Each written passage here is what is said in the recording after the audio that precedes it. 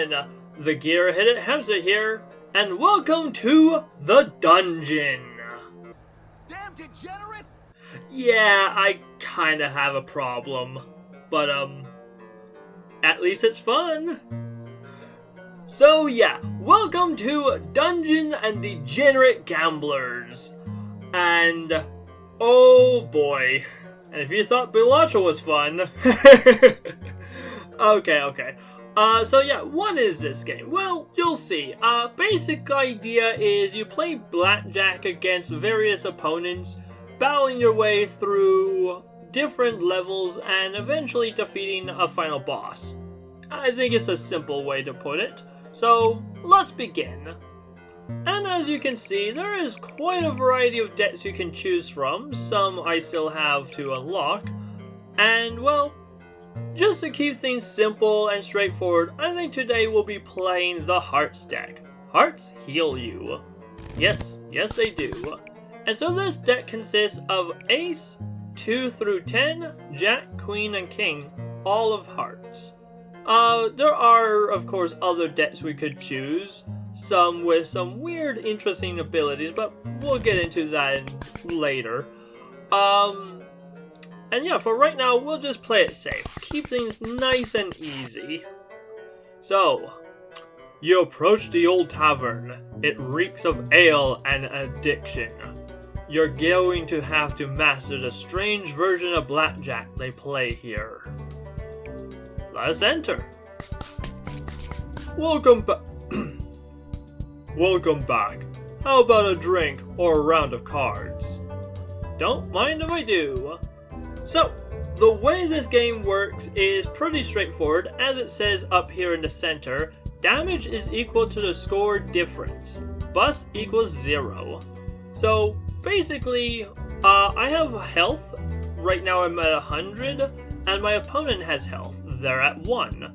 And basically, I have two options. I can either hit, which draws a card from my deck and places it in the play area, or I can stand, which basically means I lock in. For right now, I'll just hit, and the opponent automatically hits as well. They stand on 17. You can see that by this chip here. 6, seeing as 6 is a low number, I cannot bust yet. I'll hit again. Ooh, ace. 17, bit a spicy number. I could hit again, like the ace is flexible, so it can either be 11 or a 1, but I think I'll stand here. And that was a tie, because 17 minus 17 is 0. No difference. They are at 15, but they're likely to bust. They're at 16, they're likely to bust. Yep, they busted. So they went over 21, and therefore their value becomes 0. 15, I'm gonna lock it in. Bada bing, bada boom. You beat me. Pick a card as your reward. They're on the house after every game of cards. Will do. And this is where things get really interesting. In addition to the normal standard playing cards, there's quite a few oddball cards, as we can see in my collection. You got your standard cards, but then you also have some funny ones, like 11 of diamonds, 12 of diamonds, 13 of diamonds. You can even go 21. You can have a 1 of suits. You can have pi. You can have half, 0. Negative cards. This is a negative value. Oh, wow. And we got tarot cards. Interesting. We have a nothing suit, which has no abilities. And then we get a bunch of silly face cards, like Jumping Jack or Jackpot. Queen of Music, Killer Queen, nice. King of the Hill, King of the World, King of Kings. And then we get some wacky cards and a bunch of references. There's so many fun references to either other card games or real life cards. Like, We have AI generated card. We have some. Here's some Yu-Gi-Oh, Pokemon, a baseball card, booster pack. With Slay the Spire. Hey, look, Balatro. And then you even have just random object cards like birthday card, get well card, Valentine's card, credit card, blood donor card. Like, yeah, it gets pretty silly. Like, even some like non-card things that are just called card, like memory card, and there's an SD card. It's like, okay.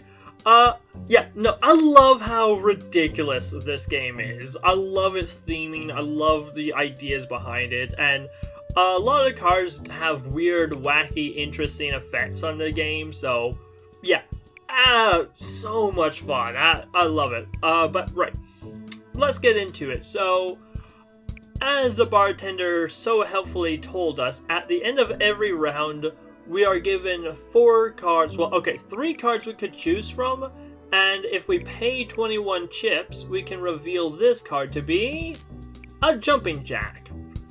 Alright, well, I have options, and I'll just say this, 2 of the 4 cards are really damn good. The other 2 are okay, you know, they have their uses, I guess. Alright, so quickly go through them. Lightning of Fourth Kingdom. It's 11 of spades, not terrible, but really crucially, on play, Foresight 1, which basically means I draw the next card and I can look at it, which means I can actually decide whether I want to hit or stay. It also has a bonus effect of deal 3 damage if the revealed card is worth 5 or less.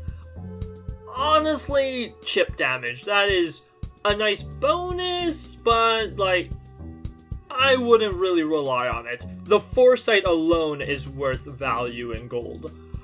The other one is Memory Card. On first play, choose a card you currently have. On stand, add a fresh copy of that card to your draw pile. This is incredible. I can clone cards. Sadly, all the clone cards will disappear at the end of every fight, but just simply being able to clone them at all is really nice to have. So, just quickly go over the other 2. 4 of a kind. On play, you play a card from each suit, each with the same random value of 1 to 3. On discard, a burn. Burn basically removes it from the encounter, basically each battle. And then Jumping Jack, which is a kind of hilarious card. On hit or exploit, move to foe's side. I'll explain exploits in a moment, but yeah. This card basically has no loyalty. It bounces back and forth between players. So, very amusing. But I think I'll go for Memory Card. It is such a powerful one. Oh, and as you may notice, the card back. Like, you can customize your player portrait and choose from one of a variety of card backs, and of course, big Hearthstone fan, so I have to go for the Hearthstone back. Right. The bartender. If you're going to meet the manager, could you please put in a good word for me? I'll give you one of these chips to help you. Choose a unique chip to take with you during encounters. The effect of the chosen chip is always available. Okay, well, we have some choices. Alright, so the way these chips work is, I choose one and it'll go in the upper left and I'll keep it for the entire run. And basically each chip will have certain conditions that you'll need to meet, and if you meet those conditions, they'll give you these yellow chips called Advantage. And you can use Advantage in a myriad of ways. Advantage can be very powerful if used right. Now, we have 3 options here. Chip in a bottle. Start with 1 advantage. On stand, if your foe has not stood, gain 1 advantage. So this one rewards basically ending the match quickly. So definitely rewards lots of high value cards. Chip and a chair. Start with 1 advantage. on spending advantage, if below 30 hit points, gain 1 advantage. So, yeah, if you're above 30, you only get 1 single shot. But if you're below 30 hit points, you have infinite advantage, basically. So, it can be very powerful, but it's also very risky. Chipmunk. Start of encounter. Gain 3 advantage. Advantage persists between encounters. That's the other thing. Normally, advantage disappears between encounters, but Chipmunk allows you to carry it over. Alternatively, we can spend chips to re-roll, and I think I will. I'm not a big fan of these 3. Ooh, hello, darling. We got 2 of my favorite chips on the board. We have chip damage. On taking damage, gain 1 advantage. Very handy, very useful.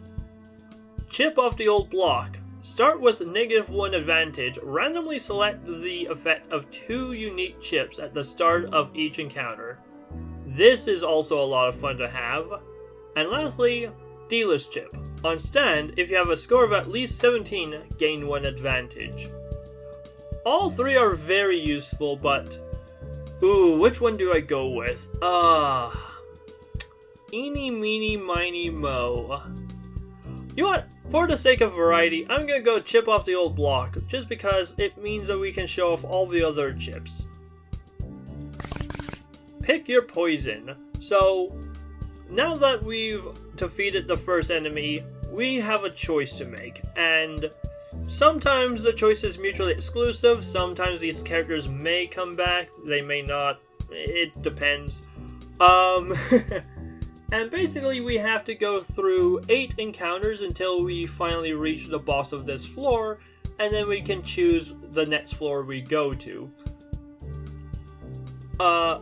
Right. A gambler stumbles into you, eyes red from exhaustion. Do you have the time? They mumble. 8, you reply. On which day? Alright, so, because I embrace chaos and randomness, I'm gonna roll a die. 2. 1, 2. Drunk it is. I've had a few, but I'm always up for a game. Alright, so the chips are chip in a bottle, so already explained that one. And microchips. Start with 1 advantage on playing a card that was created during this encounter, gain 1 advantage. Which actually works really well with memory card because this creates cards. So, yeah. Alright, they got 20, I got 19. So, I could try and push my luck to see if I get blackjack, but the thing is, right now, if I stand, I take only 1 damage. If I hit and I miss and I bust, I'll take a full 20 damage. So, yeah, more often than not, it is way better to play it safe and just take small chip damage here and there, instead of pushing your luck and busting and then getting slammed in the face by big, heavy hits. So, alright, so another interesting card, Rules card. On play, choose to change either max score to 20 or 22. And they changed me to 22. Thank you. And they bust. And perfect. Did I lose already? Unfortunately, yes you did. Alright, ooh, okay, we have some options again. We have Hall Pass, Play or Exploit, Farsi 1. Very nice, very nice. We have Jimbo! You can play a max of 5 cards. On stand, gain 4 chips for each of your played cards. I don't like Jimbo. I think he can be fine, but like, I don't really need the extra chips usually, so, and the limit of 5 cards can be very limiting in certain decks. A 12 of spades. It's just a spade card, but a 12 of them. And Ace of Hearts. Unfortunately I can only choose 1 card. Hall Pass is so useful because 4-seat is so powerful, but then again, so are aces, and yeah, I'm gonna take the ace. Alright, so now we have another option. We can either face the Bard, or we have an event, Stay a Night. Now, Stay a Night will let us heal, and also let us remove a card from our deck. Seeing as I don't really want to remove any of these cards, yeah, I'm fine with leaving them all in. I'm gonna fight the Bard. Toss a chip to your dealer! So they played a Joker card. On play, copy the value and suit of one of your discarded cards. Unfortunately, there are 0 cards in the discard pile, so it's a 0. Oh, and the chips are Hot Chip, start with 1 advantage. On burning a card, gain 1 advantage. Remember, burning is when a card is removed from the encounter. And Broken Chip, start with 1 advantage. On either player bust, gain 1 advantage. So, yeah. Hot Chip, I kind of mix on, like, it's fine, but not one of my favorites. Broken Chip is pretty solid. Like, it's not the most reliable ever, but, you know, it happens. Like, the AI, because they dogmatically go all the way up to 17, yeah, the odds of them busting is not inconsequential. It's fairly reasonable. Alright, stand on 17. I've actually been pretty damn lucky so far. Hey, blackjack! Woo! And that's why I picked the other ace. Now, here's a thing which is really interesting about this game is, notice all the hearts bobbing up and down? Well, blackjack not only is really good, but also gives special effects, depending on what suits you use to get blackjack. For example, hearts will heal you, like, as it says in the bottom right, suit. Winning with match score heals, and if I quickly look, so hearts heal, spades, winning with match score grants shield, which is like temporary health. It will last until the end of the fight, but will disappear at the end of the fight. We have diamonds, which winning with match score grants chips. Nice, cha-ching. And then, oh, I skipped over clubs. Clubs, winning with match score increases damage dealt, which is devastating. Alright, so I will stand and gain health. Sadly, you cannot overheal past 100, but that's what shields are for. Alright, 9 of hearts, 4. Okay, I'm gonna stand on 13. That'll bring them down to 1. Ah, haha. Gerald from Rivera. On play, burn one of your foe's played cards. On discard, burn. Well, I had 0 cards in play, so sadly, you didn't do anything. And now you're gonna burn for no reason. How unfortunate.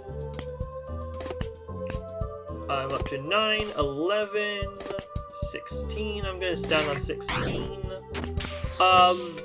Yeah, general rule of thumb, I hit on 0 through 12. 13 is a maybe, depending on how much I feel it. 14 or higher, I always stand. That's just my general MO. Hey, perfect! Another blackjack. Da, da, da, da. Will a hero prevail? Choose a card to add to your deck. Okay, these are a bit silly. Ooh, I like that one. Okay, so we have a 21 of diamonds. I strongly recommend not getting a 21 unless if you have lots of negative cards in your deck, because, like, sure, if you top deck it, that's fine, but like more often than not, you're going to be drawing several cards in a row, and if you accidentally pull this one, instant bust. So I try to avoid the 21s. This one, double back card. Exploit has no effect. This is one of the silliest cards in the game. I love it.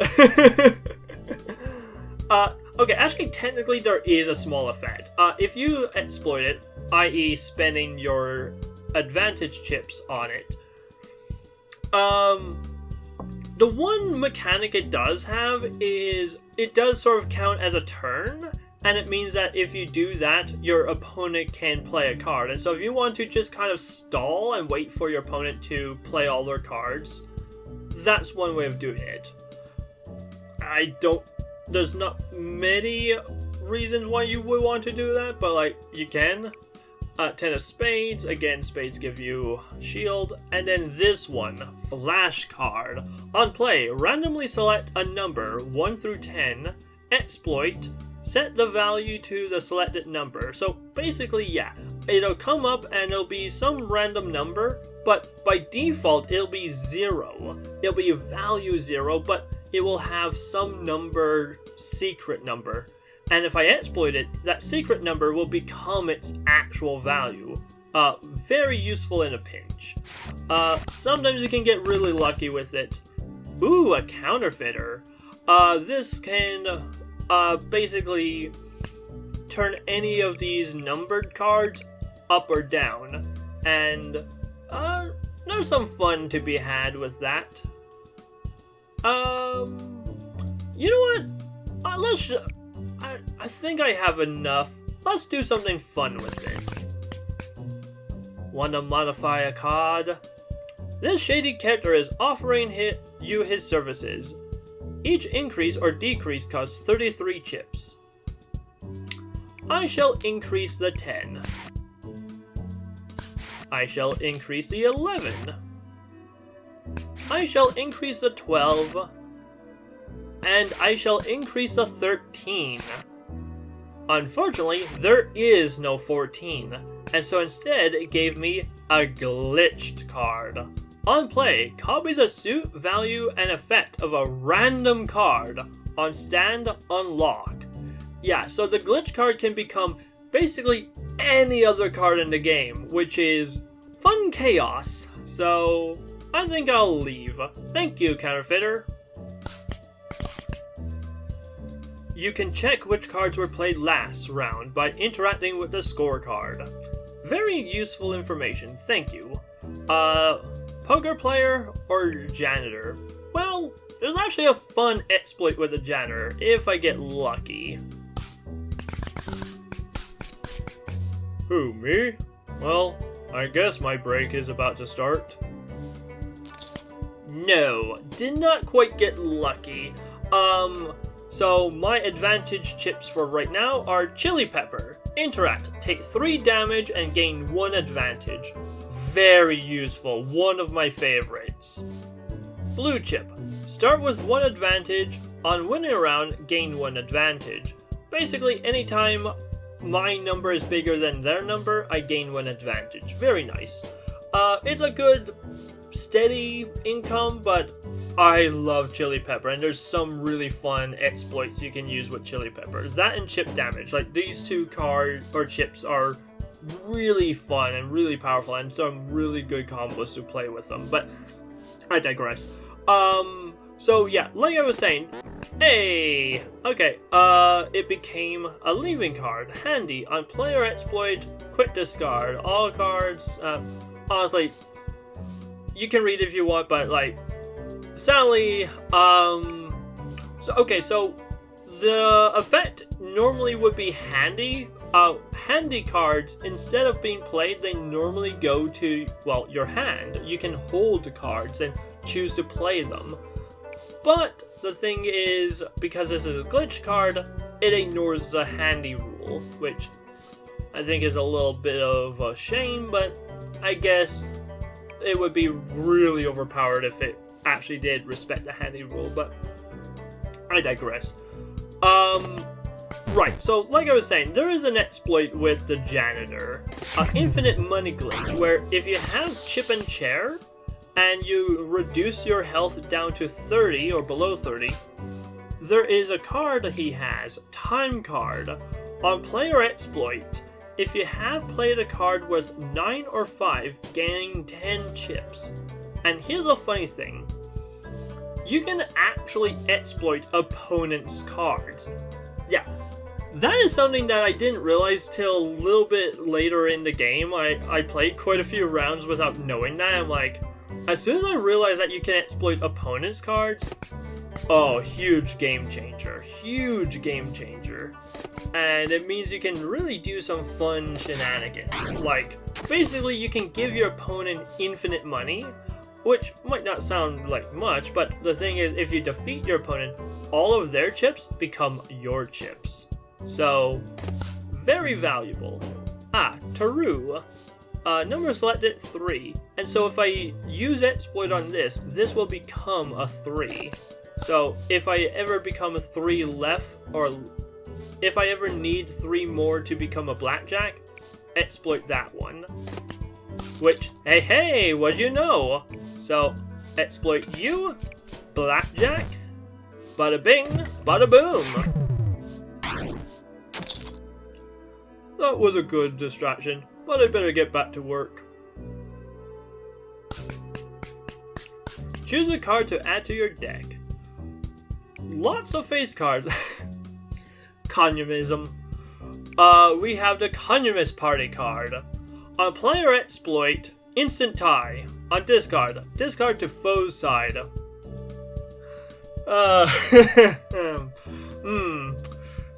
Basil Revolution? Alright. King of the Hill. This is another fun card. On play, instant blackjack if this is the only face card in... On play, instant blackjack if this is the only face card you currently have, which, unfortunately, I have Jack, Queen, and a King, so I would have to somehow get rid of all 3 of those for this to be useful. Doable, but... nah. Queen of Wonderland. On play, have the value of a played card. That can be useful. And King Cobra. On play, take 3 damage, then deal 2 damage for every king you currently have. Considering I only have 1 king, but King Cobra also triggers upon itself, so that would be 4 damage. If I had a way of making more kings, King Cobra can be very powerful, but I don't know, I think the Communist Party card is just kind of fun. Alright, poker player or shop 8 cards. I don't have much money, but I mean, the 8 card shop is very nice. I think I can afford 2. Yeah, I can afford 2 cards from the shop. I'll go to the shop. Then again, poker player. Shop might come back. Right. Okay, I'm gonna risk it. Hopefully I'll see the shop again. Blackjack isn't my usual game, but it's quiet here tonight, so let's play. Alright, on stand if you have a score of at least 17, gain 1 advantage, and Chipmunk, which, unfortunately Chipmunk doesn't work with chip off the old block. Gain 3 advantage works, because, so we had -1, so now we have 2, but the advantage persists between encounters, sadly does not apply, so, yeah. Oh well. Nice, got the ace out on immediately. Stand on 17. 3 damage is fine. Yeah. Let's see, what are you? A 10. Ooh, interesting. Well, not gonna use you right now, but, you know, that's fine. 7. She played an ace up her sleeve. Flexible. 11 or 1, so this itself acts like an ace. And on play, add an ace of a random suit to your hand. Now, one thing which is interesting about the opponent players is the AI never, or like, doesn't really have a hand per se. So instead, they instantly play every single card from their hand to the play field, even if it's a bad idea. Ooh, got a 6. 13. Do I feel lucky? No.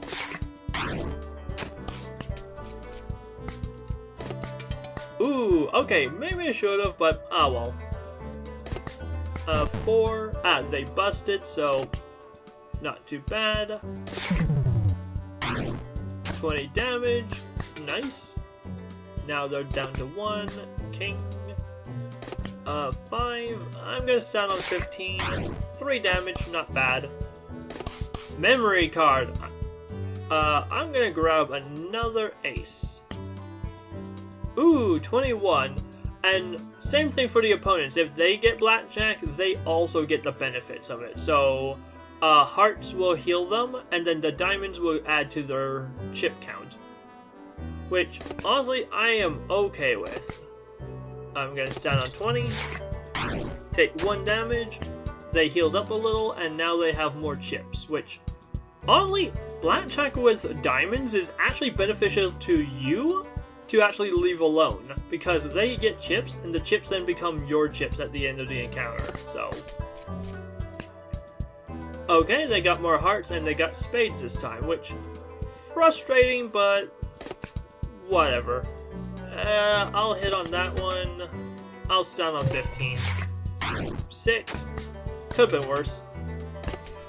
Communist becomes 0. I'll stand on 19. Got another ace. Thank you. Okay, yeah, they're really rolling out the blackjacks right now. Okay, I am really hoping I don't lose to poker player. That would be very embarrassing. Stand on 15. I probably could have pushed my luck a little because I had an ace, but oh well. 17, I'll stand on that. 4. Okay, yeah, I am getting chip damaged by her. Ooh, a blank card! Okay, is this glitched? Yeah, okay, this is glitched. A blank card is super powerful, so 2, I am going to choose a 9 to bring me up to 11, hoping for a 10. Bingo! Hello! So that gave me some healing. Nice. And also did damage to her. What are you? 1. 14. You're an ace, so I can be risky. Hey, nice! Full heal, and do some damage. 9, 5. I'm gonna stand 14. I just need to do 2 more damage. Shuffle the decks. Ah! Phooey! Wah, wah. That's gonna hurt. Ah, well. 9. Ace up to 20. 3 damage. Perfect. Thanks for the game. Come visit the poker table so I can get my chips back. Alright, what do we get? Queen of clubs, 7 of diamonds. Business card. On play, swap this card with one of your foes' played cards. Very powerful, very useful. And vaccine card. 3 of hearts. On take damage, gain 5 shield, and add 1 token. If there are already 2 tokens, burn. I mean, it's fine, but I've seen better cards. I will take business card. So, let's talk strategy, long-term strategy. Just take sleep a night. Oh, well, hopefully I'll see that shop again, or whatever. No one seems to know who runs a tavern, and no one seems to care either. Alright, so let's talk strategy. Which cards do I pick and why? Squire. I can take you. Alright, my chips are chip on my shoulder. On hit, if you already have a score of at least 12, gain 1 advantage. Microchip, start advantage on playing a card created during this counter.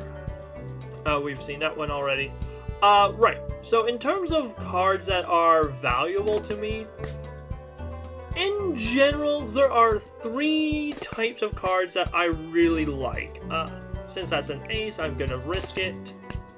And that's a 5, so yeah, 20 is not bad. Alright, so yeah, in general, I consider cards to fit into one of 3 broad categories, like the 3 main things that I need for a winning deck. One is healing. Thankfully, because the starting deck has a bunch of hearts in it, I kind of already got that covered. Anytime I get blackjack, I automatically get a lot of healing. So, that is fine. The other 2 things I'm looking for when choosing new cards are control and what I like to call screw your opponent. Control is any card that gives you options, gives you choices, gives you ways to manipulate the game to make the game easier to win blackjacks. For example, the flash card, it gives me the option to either be a 0 or a random number that I can choose when it becomes that number. And so, yeah, that gives me control. It lets me pick and choose my fights. Any card with the tag, any card with the prefix handy on it is also really powerful because going to your hand means you can then play it at your leisure. So, they bust, so yeah, I'm gonna bust as well. Whoopsies! Alright. Cardiovascular exercise. A 0 of hearts on play, take 2 damage, gain 5 shield. There's actually an achievement for losing to that one. Yoink! I guess it's mine now. Oh hey, look, a blood donor card. Very nice to have. Sadly, because it's glitched, glitch cards automatically unlock, so yeah, it's not gonna stick around. But a blood donor card, basically, on play lock, ignore that one. On anyone playing a heart worth at least 1, -1 from its value and heal 1. So yeah, every time I play a heart, I gain 1 health, and the value, this is now a 6 of hearts, by the way, so very interesting. Communism? What do I want? I'm gonna go for another ace. Aces are nice. It's down on 18. So right, like I said, control is anything that gives you options, gives you flexibility. Aces are nice because they're flexible, and so they give you that sort of cushion, that safety net of you can push your luck. The other category is screw your opponent, where, what is this? An ace, so, I mean, no reason not to. Then again, I probably could get, you know, I'll save the ace for the next round.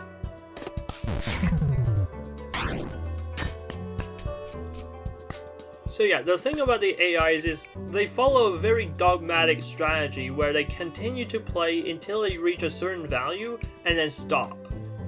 And the thing is, the game can take advantage of that, where basically, as the game goes on, the harder AIs don't become smarter per se. Rather, what happens is the game preloads their decks with really powerful cards and really powerful combos of cards that are very hard to defeat. Thing is, these decks tend to be more fragile, and so if you load your hand with a bunch of screw your opponent cards, well, suddenly you can break their synergies and suddenly a really challenging fight becomes a pushover. Alright, so where are we now? Got memory card, 14, stand on that, 20. Not going so hot. Hey.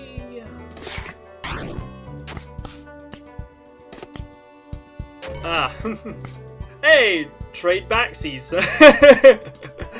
I'll be taking that back, thank you very much. I'll be taking that back, thank you very much. Okay, I'll stand on 16.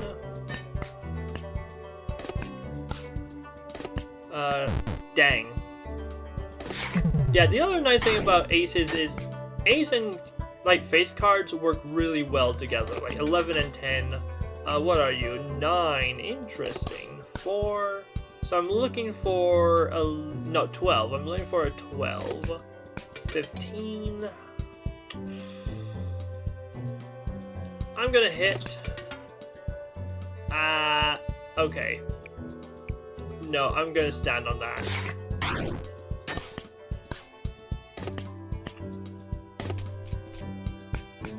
15. Not gonna risk it. Okay, 10, 2, 8, 16. Finally!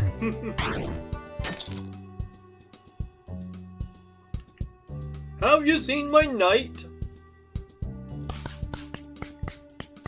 Choose a card to add to my deck. Rorschach card. On stand, your foe stands. Pie of clubs.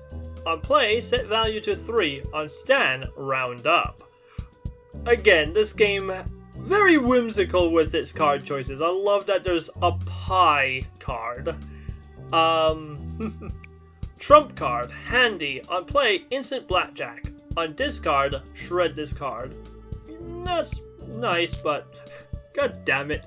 Another Communist Party card.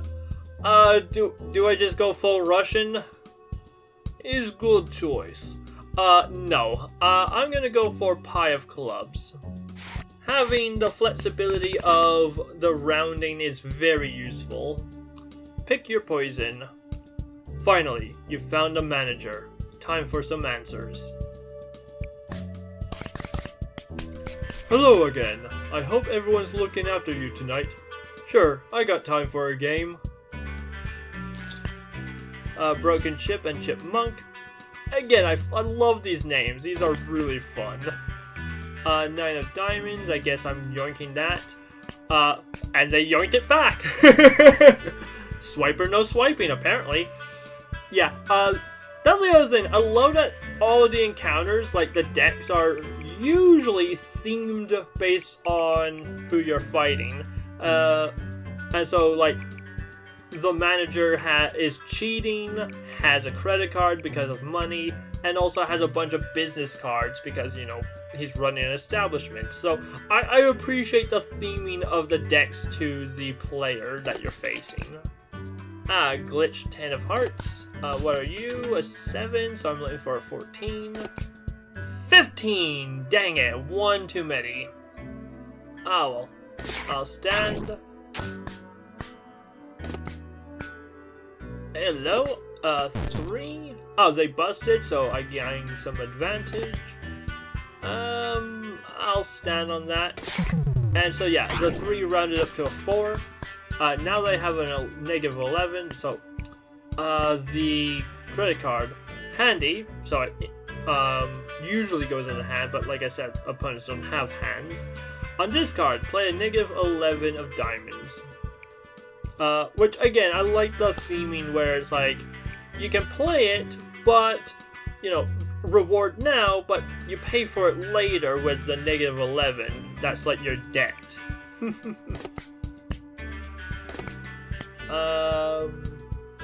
I think I'll stand on 16. Yeah. The business card backfired. Sweet. stand on 19. Ah, they got 21, but of diamonds, so... Okay, what do I take? I'll just take more aces. Aces are nice.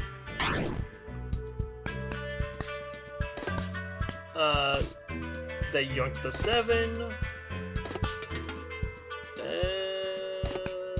I'll stand on 16. Would be nice to be able to get a heal. Okay, not gonna get a heal that way.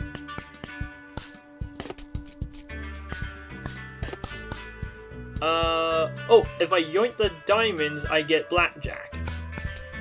Assuming they don't play yeah. Oh, they cannot play a business card. By the way, I love, like, great game design. Damn it, okay. Okay, that's frustrating. If both you and your opponent get blackjacks at the exact same time, neither player wins, neither player gets the blackjack effect. So frustrating. I mean, that makes sense, and I've done it more than a few occasions where I thwarted my enemies by also getting blackjack, but still, I wanted that heal. Oh well. But yeah, great game design. I love the sound effects. Every button is nice and clicky and clunky. I love that you can look at the decks at any point. Like, that is so nice. You can quickly see what every card does. You can look at the discard pile. Something that it recommended earlier is if I click on this, we can see that the last hand was an ace and a diamonds, and then they had all of this, and both of us had a score of 21. Like, I love that. If you hover over here, we can see score 10 of 21, with 10 of those being hearts, and if I click on my portrait, I can see all of the cards that were in my deck. If I click on there, I can see all of the cards in their deck. Yeah, like, really nice game design. Like, I love that they very smartly use every little bit of the screen. Down here is where your hand will be, so I know it's blank space. Thank you. Right now, but yeah. So yeah, really well-made game. Absolutely phenomenal. I know everyone will probably say, oh, Balattro's better, and I mean, it is definitely more flashy. I won't deny that. But personally, I really like this game more. I love the mechanic of playing blackjack against your opponent. I love the whimsical, silly cards. Like, the sense of humor in this game is a lot of fun, and I really like it. What do I steal? I steal the ace up my sleeve. Yoink!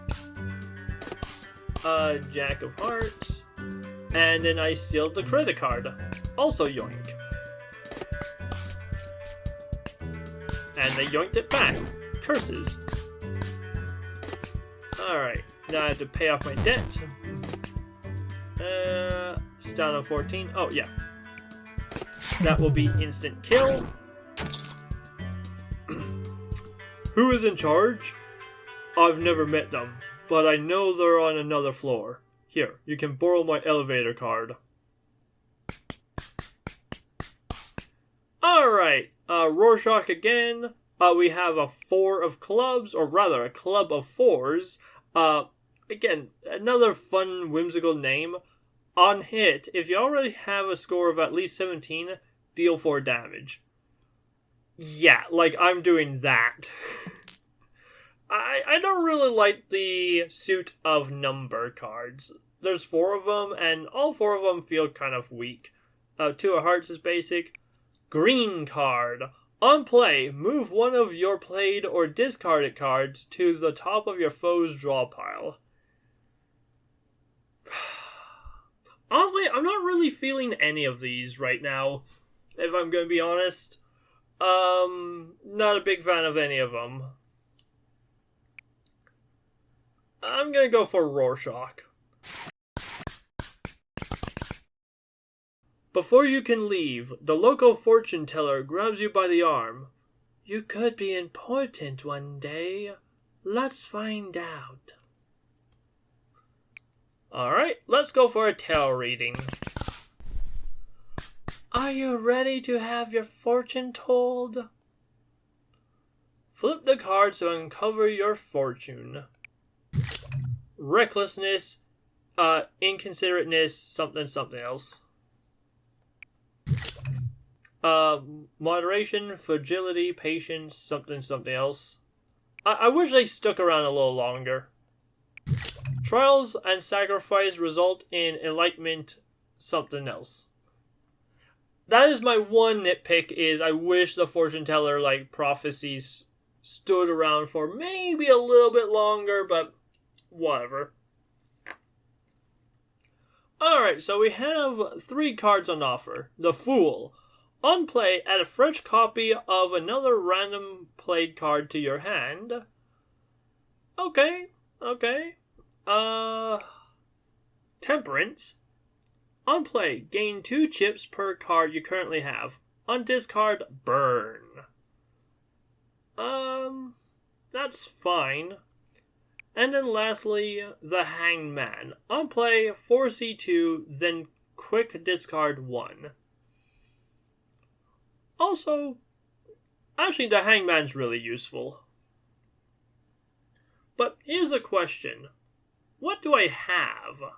And what do I need? So one other thing I like doing is looking at my collection mid-game because, well, I'm also going for the achievements. There are 2 achievements in particular I am working towards. The 2 achievements I'm going after are Collector, collect every card, and Degenerate Gambler, win at least once with every card. So, these achievements are not really hard per se, they just take a bit of work and a little bit of focus and paying attention. Nice thing is the game does allow you to pause and look at your collection mid-game, and so yeah. If I scroll over here, you can see there's a few blank spaces where some negative cards should go, here and here. So, I'm definitely going to keep my eye out for negative cards. Also, the counterfeiter can be very useful in this regard. And you'll notice that some cards have a little 1 in the bottom left corner. That means that I've won with them. And because I'm playing it safe, you get a 1. If I doubled down, it would be a 2. If I tripled down, it'd be a 3. And so on and so forth until level 5, which is all in, and you get a little star. So yeah. What were the cards I'm looking for? Okay. Inverted Fool, Temperance, and Hanged Man. Temperance, Hanged Man. I believe I have Inverted Fool. I haven't won with them, but I do have them.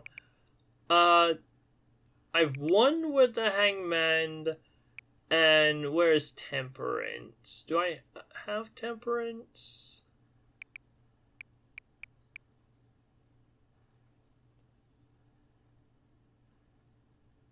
Temperance, which is 10, 14.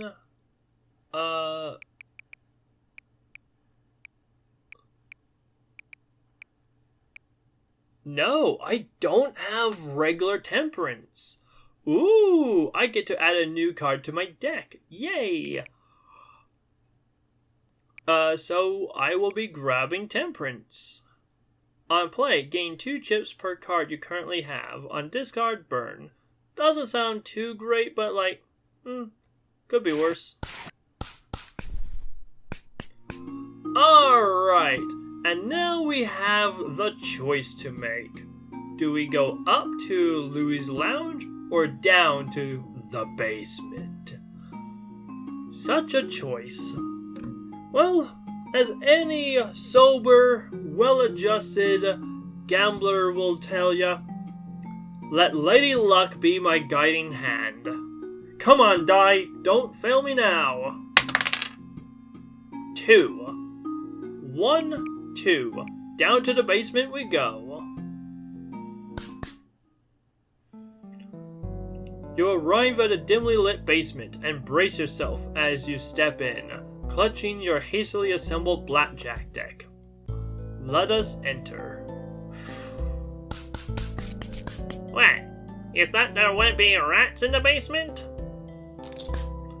Alright, I got Chipmunk and Chip Damage, so nice. Don't really have many cards that actually use advantage right now, so... Oh well. What do you got? You got a bunch of low-ranking cards, and then some middle-ranking. Five of Swords, a Loyalty card, and a bunch of Q cards. Not a big fan of the Q cards.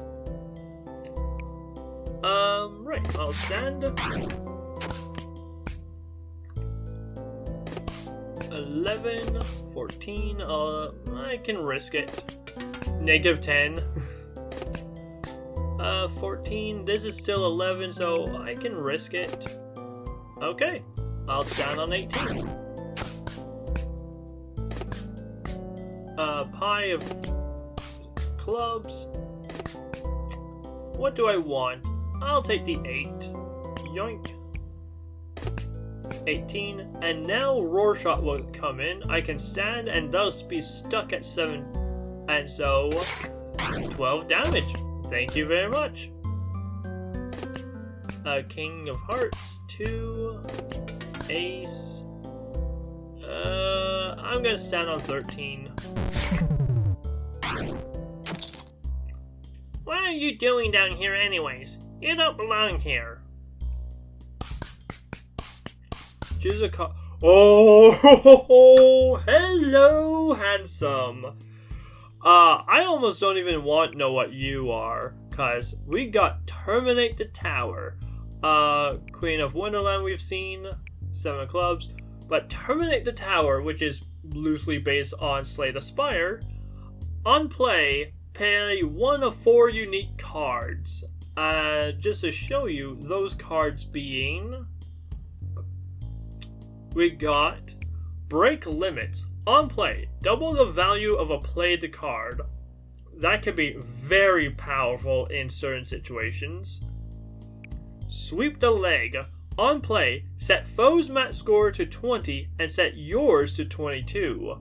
This can be a game changer, and some of the very late encounters use this against you. So having one at your disposal to turn the tides, super powerful. Oh, and the other thing to know is, if, let's say your opponent has blackjack on 20, but you have 21, well, your blackjack is bigger than theirs. Even if you don't have blackjack, bigger numbers always win, and bigger numbers trump blackjack, which is disgusting. I love it. Scratch. On play, deal 3 damage. Increase the damage of all scratch cards you currently have by 2. This is a card that works well with others. It's not very good on its own, but if you have an army of scratch cards, which you can get more of from Terminate the Tower, you know, damage can ramp up over time. Explosion. Deal and take 2 times more damage. This is easily the most risky of the cards, but if you know you're guaranteed to do damage this round, yeah, why not double it? So, yeah, Terminate the Tower, you play it, and then you can play any one of these 4 cards for free, and you also keep Terminate the Tower, and you can play it again later in the game as it reshuffles in your deck. Like, yeah, hell yeah. One of the best cards in the game in my opinion. Absolute powerhouse. Alright.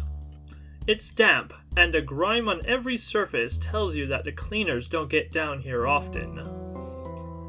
Alright, so we got choices. We can either fight a witch or a decumancer. Ooh. Well, once again, I'll let Lady Luck decide. 1. Which it is. A plague on your deck! Very well, a plague it shall be.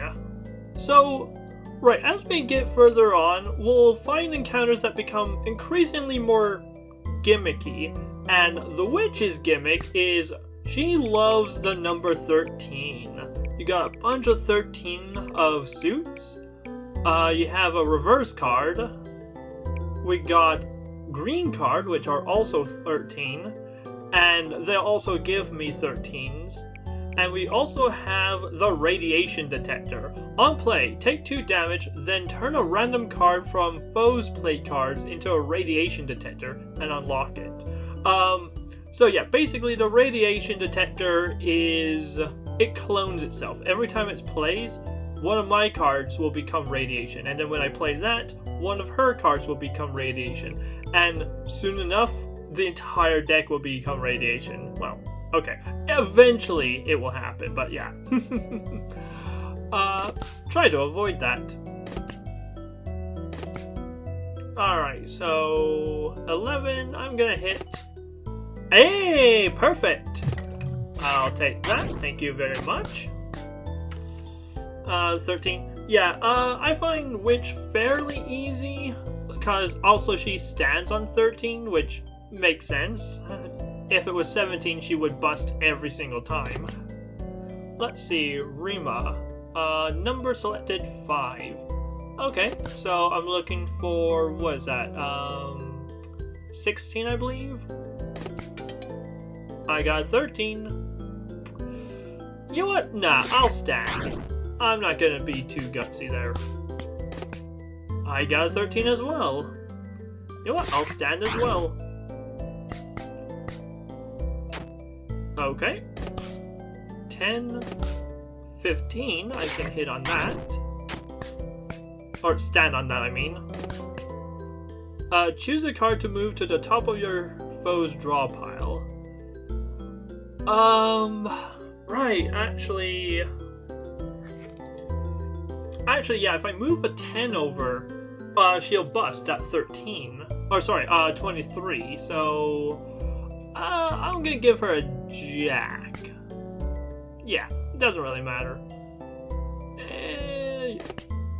Perfect. Alright, so she's guaranteed to bust this round. Never mind then. I guess I'm taking it back. Damn it! Hoisted by my own petard! Wah, wah, wah. Choose a card to move to the top of foes. Oh, I can choose... Is that... I think that... Nice! Okay, okay, we're back in it.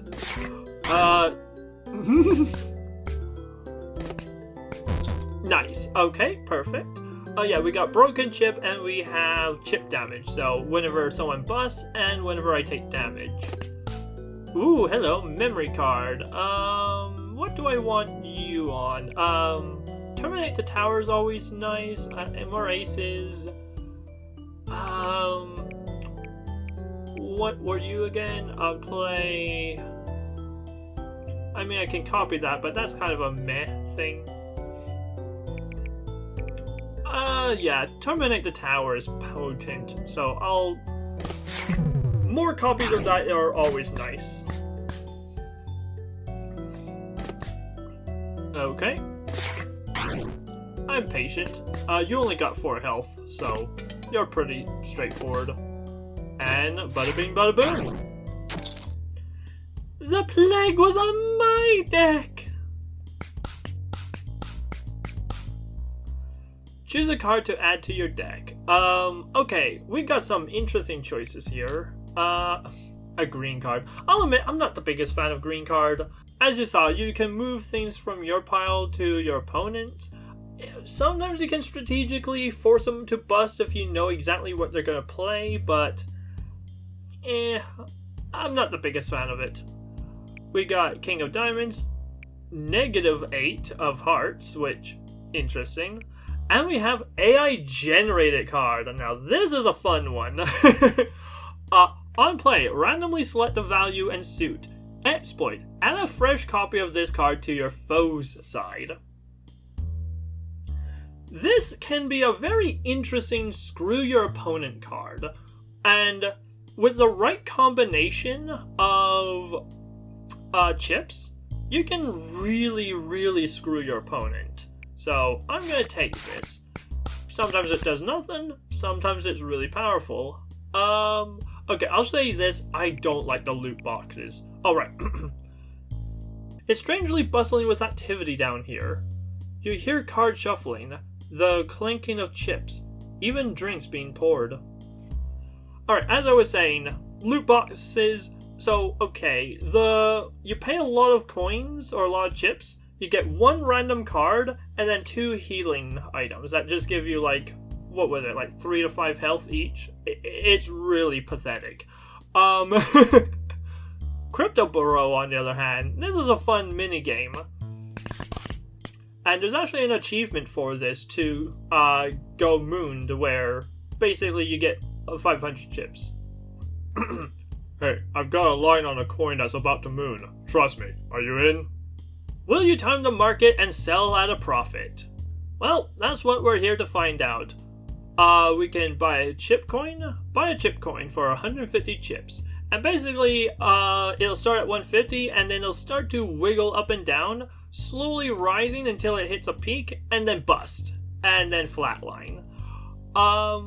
Sometimes it goes high, sometimes it goes low, sometimes it can do a roller coaster. It's weird, it's fun, and like I said, there's an achievement for trying to get 500. Thankfully I've already got that achievement, so I think I'm gonna go for maybe 200, 250.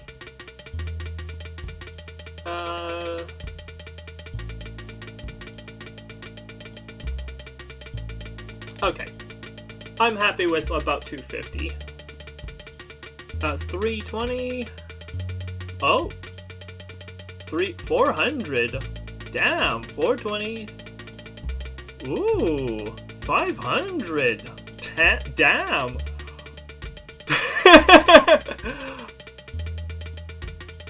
Wow, it just goes up and up and up.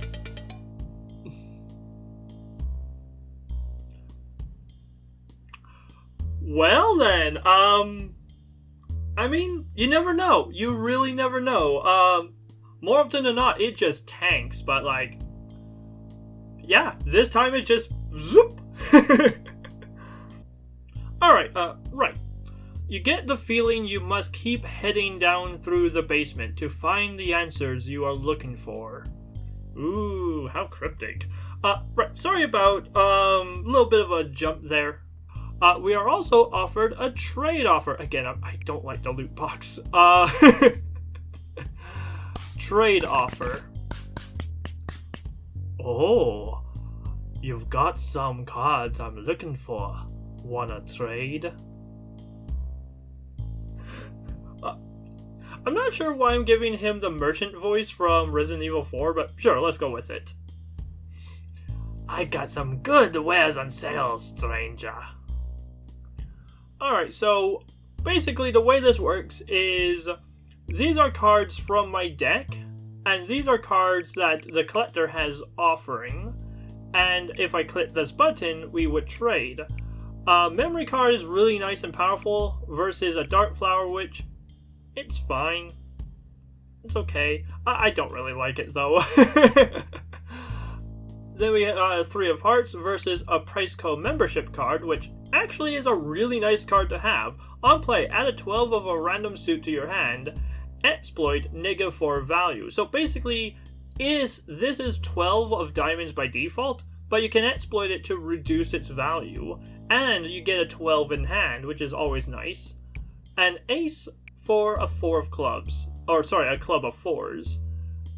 Again, I don't like the club of number, or like, yeah, the suit of number cards are kind of meh. But this trade, however, I'll happily take. Alright, moving on. You can't help but wonder how big this basement is, and what it's used for. Well, since we traded with the collector, we now battle them. Let's try our new cards.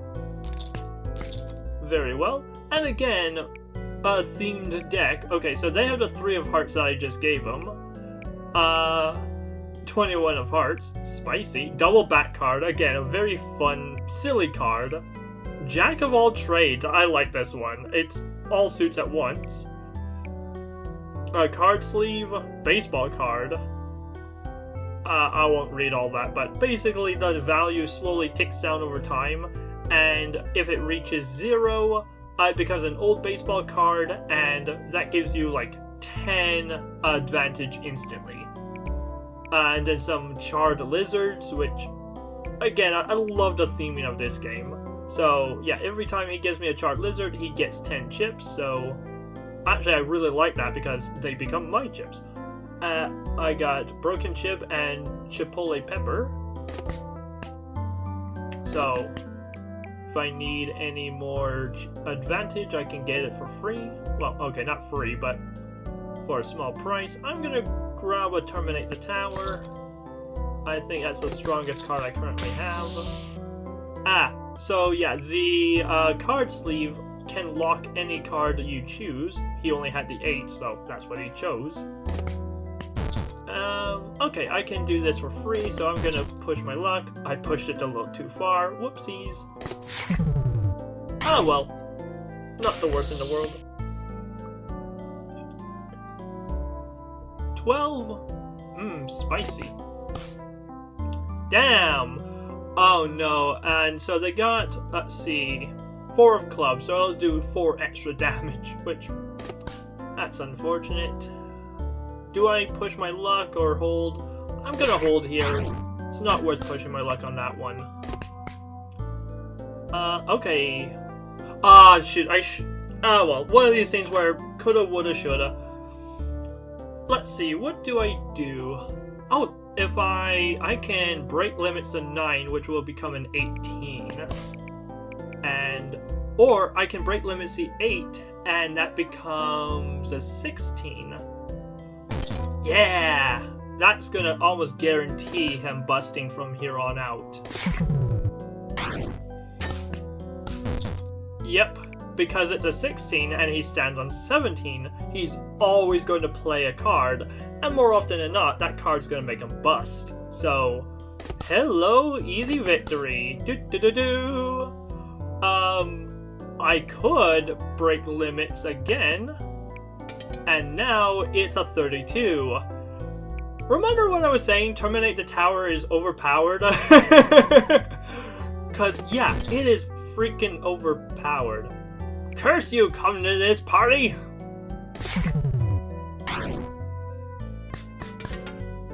But yeah, instant bust. There's I'm not sure if there's any way out for him. I don't think there is. No, he doesn't have any card removal, so... Well, tough luck. I'm sorry to be you. Yeah. I could try to fish for healing items, but I'm at 88. No, no, no! Uh-oh.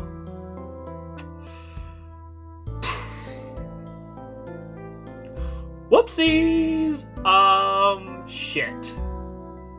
Well, shit. Oh no, please, please, oh let me do something. Do I have any card removal? I don't. Oh, fuck me. Well, this may be how I die. Okay, they bust. I'm hoping that they draw the... Oh, nice, the communists working in my favor. Yeah, I'm hoping for them to draw the business card again and trade back. Hey, I'm getting lucky with these busts. I am getting stupidly lucky here. Hallelujah, baby! I'll take it, I'll take it. Okay, note to self, I am not gonna dawdle about. Yeah, just get me the heck out of here. Looks like I'll have to keep searching for better cards. Yeah. I'm not sweating. Are you sweating? Okay, so turns out, Terminate the Tower can be a very dangerous card if you don't play it right. Let's see what's under here. Oh, hello, beautiful. I mean, why not? Seriously, why not? Like the 0.5s is nice. Jack of all is really useful, especially if you can get blackjack with it.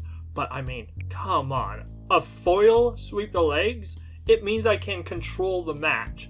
And for easy fights, I can hold on to this until they get blackjack, and then, surprise! Suddenly no more blackjack for you. So hell yes. The basement feels endless, with its winding corridors and identical rooms. Which way is out?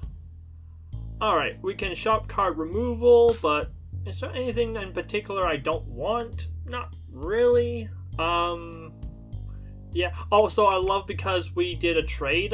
The 3 of Hearts is now replaced by the Priceco membership. If you notice, all the cards appear in the order I got them, except this one is swapped. So I do appreciate that little detail. That's a nice little attention to detail I appreciate. Alright, so let's battle the knight. You're not going to take me alive! Alright, we got Chilpole Plepper and Big Blind. I'm playing a card with at least 10 gain 1 advantage. Nice. There we go. 14. I'm gonna stand. Yeah, what was your deck again? Oh, you got the throwing card, Carvascular, and yeah, just a bunch of shields. So yeah, you're very armor focused, which makes sense.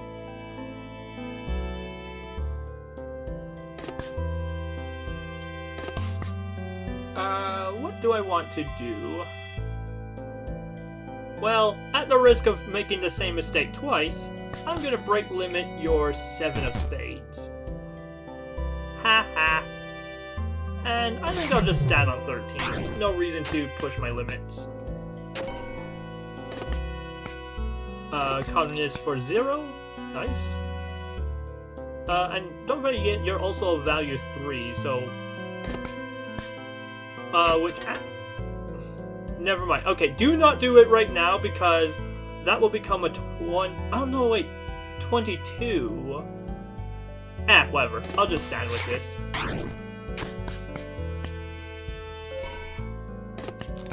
I got an ace. And this is why... Well, I mean, shields aren't the worst in the world, but, like... Yeah.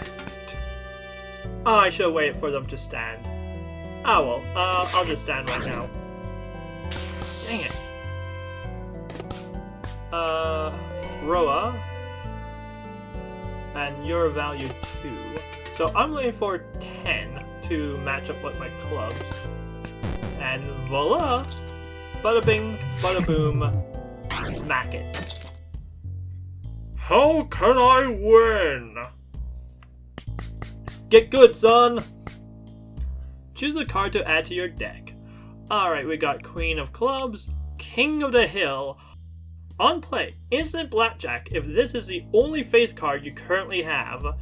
Sadly, no. I think I've seen that one before, but yeah, I have 3 face cards currently. Yeah, so 7 of Clubs, and suit yourself. Change the suit of any card in your draw pile to any normal suit. Yeah, I mean, I'll be honest, I'm not a big fan of this one. I think it's kind of just meh.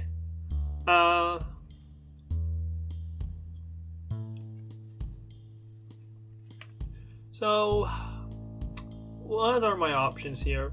Honestly, I'll take the 7 of Clubs. No, the suit yourself is smallest, so I'll take it just because it's the lowest value, and the other 3 don't really interest me much. Hello, Shop 8 Cards! Welcome to see you again. Oh, right. Your streak of wins is attracting attention, and you feel that you have overspent your welcome in the basement. Time to leave.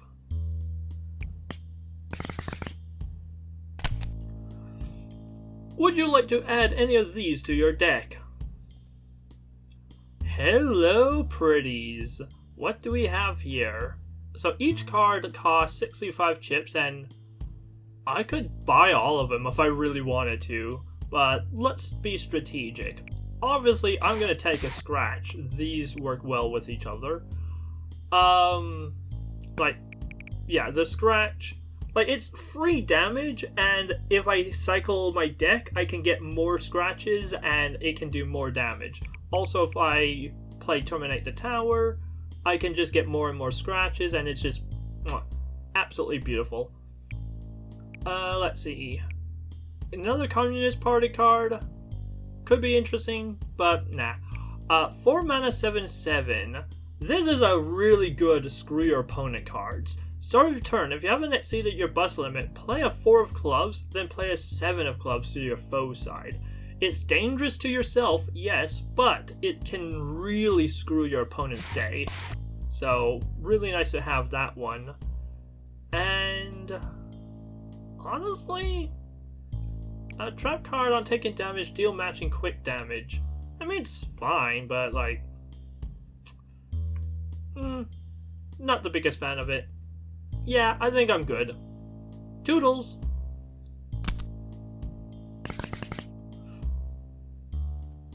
Every creature in the basement equally fears and respects Alucard. Time to find out why.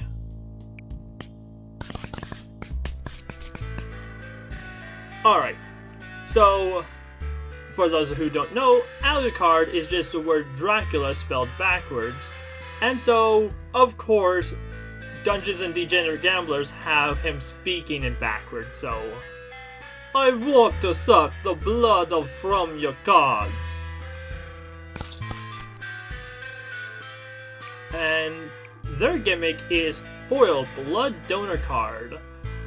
On play lock, if anyone plays a heart worth at least 1, -1 from its value and heal 1 HP.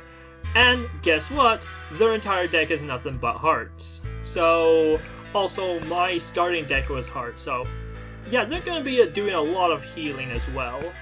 Also, one thing to be wary of is they have a scratch in their deck, which means that as the game goes on, their card value will go down, and as it goes down, they'll play more and more cards, and so they'll cycle their deck faster and faster. And eventually, the scratches will become more and more dangerous. So this is a boss fight that ideally you want to end quickly-ish. Like, you don't want to twiddle your thumbs too long for this fight.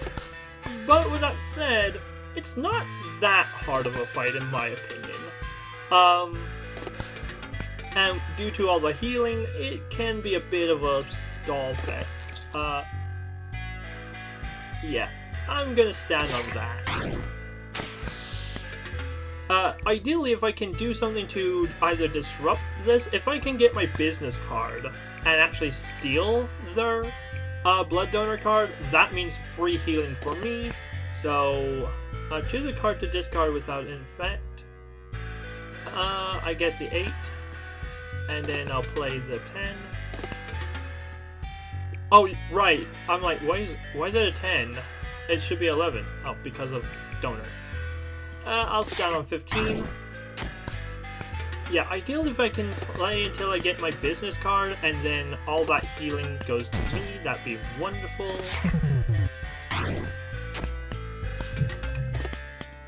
Okay, choose card to copy. I'll grab a... Oh, I can also make another foil sweep the legs? Nice. But no. Again, Terminate the Tower is very nice to have. I'll stand on 14. I also don't want to give him plenty of non-heart cards. Hello, thank you. And watch as my health rolls in.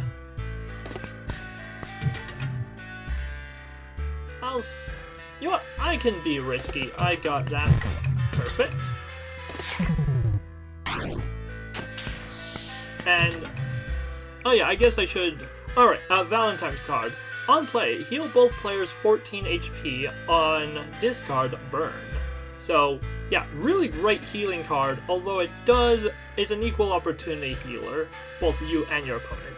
Also, a 14 of hearts value means that more often than not, you bust with it, so it's a risky card, but one that I do like having.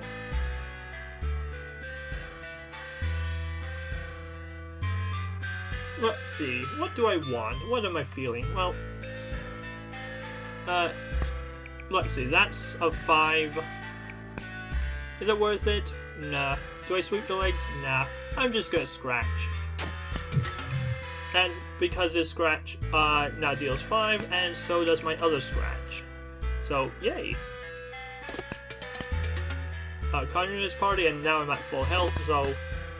Oh, and hello. I'll do another scratch. Thank you. And I'll just stand on that.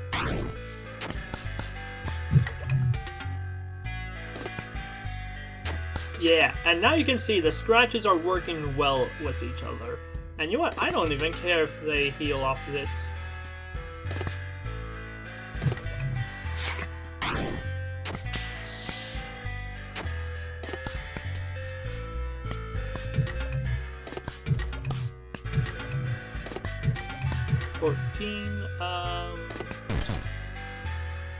Ooh. Oh no, then that's worth value. Okay, I'm gonna see if I can bust them, or... Okay, we're equally busted.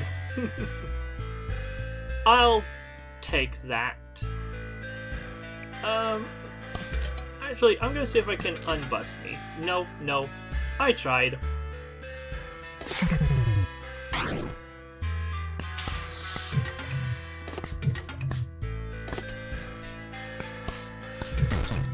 Alright, I'll just stand on that. And yeah. Ah! Take backsies. Do I need a 12? I think, yeah. Bada bing, bada boom. And that's not quite it. Not quite game, but yeah, these scratches are doing work.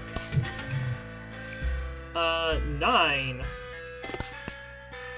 Okay, now would be a great time to sweep the leg. I can scratch and then sweep the leg. And then I'll hit one more time and stand on that. I give you an A+ for that performance. Which, also, subtle here, but I like that the joke here, A+, because blood type. So, again, I love the sense of humor of this game. Alright, so now we've finished the second floor, and every odd floor will give, every even floor gives us a gold card, or a foil card rather, which automatically goes to our hand, and we can play at any time. So, yeah, they're very nice. A key card. On play, choose one of your foe's played cards to lock. If it's already locked, unlock it. Foil Kingmaker. Handy. On play, transform any of your other played cards into a random king. Foil Magic Trick card. On play, change this card to either a Queen of Diamonds or a 7 of Spades. Foil Dark Flower. Exploit. Play 3 halves of a chosen suit, then discard this card. Make these halves burn on discard. Like I said, not biggest fan of Dark Flower. I mean, a 9 is fine, but, like, I have better options. Kingmaker I don't like because, I mean, yes, it's a 10, but, like, it transforms another card into a king as well, which sometimes can be beneficial, but because it's random, and more often than not, I just forget this ability, and so I play a 10, I'm like, oh, I have 11, I play at 10. Oh, right, I have to transform one of my cards to a king. Damn it, now I bust. That has happened too many times for me to trust this card anymore. I feel betrayed.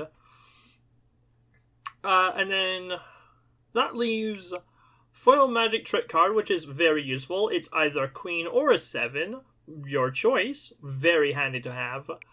But we also have a key card, which allows me to specifically lock an opponent card, and if they have a really powerful card if they have a really good card that I want to keep around that really screws over their plans, this can be really nice to have. Although I do want to be careful because I do have the business card, which means that, like I showed before, I can accidentally steal their locked card, and then it'd be really hard for me to get it back, so...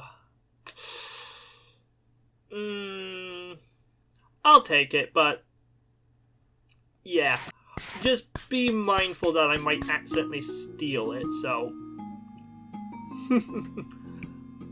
Alright, casino.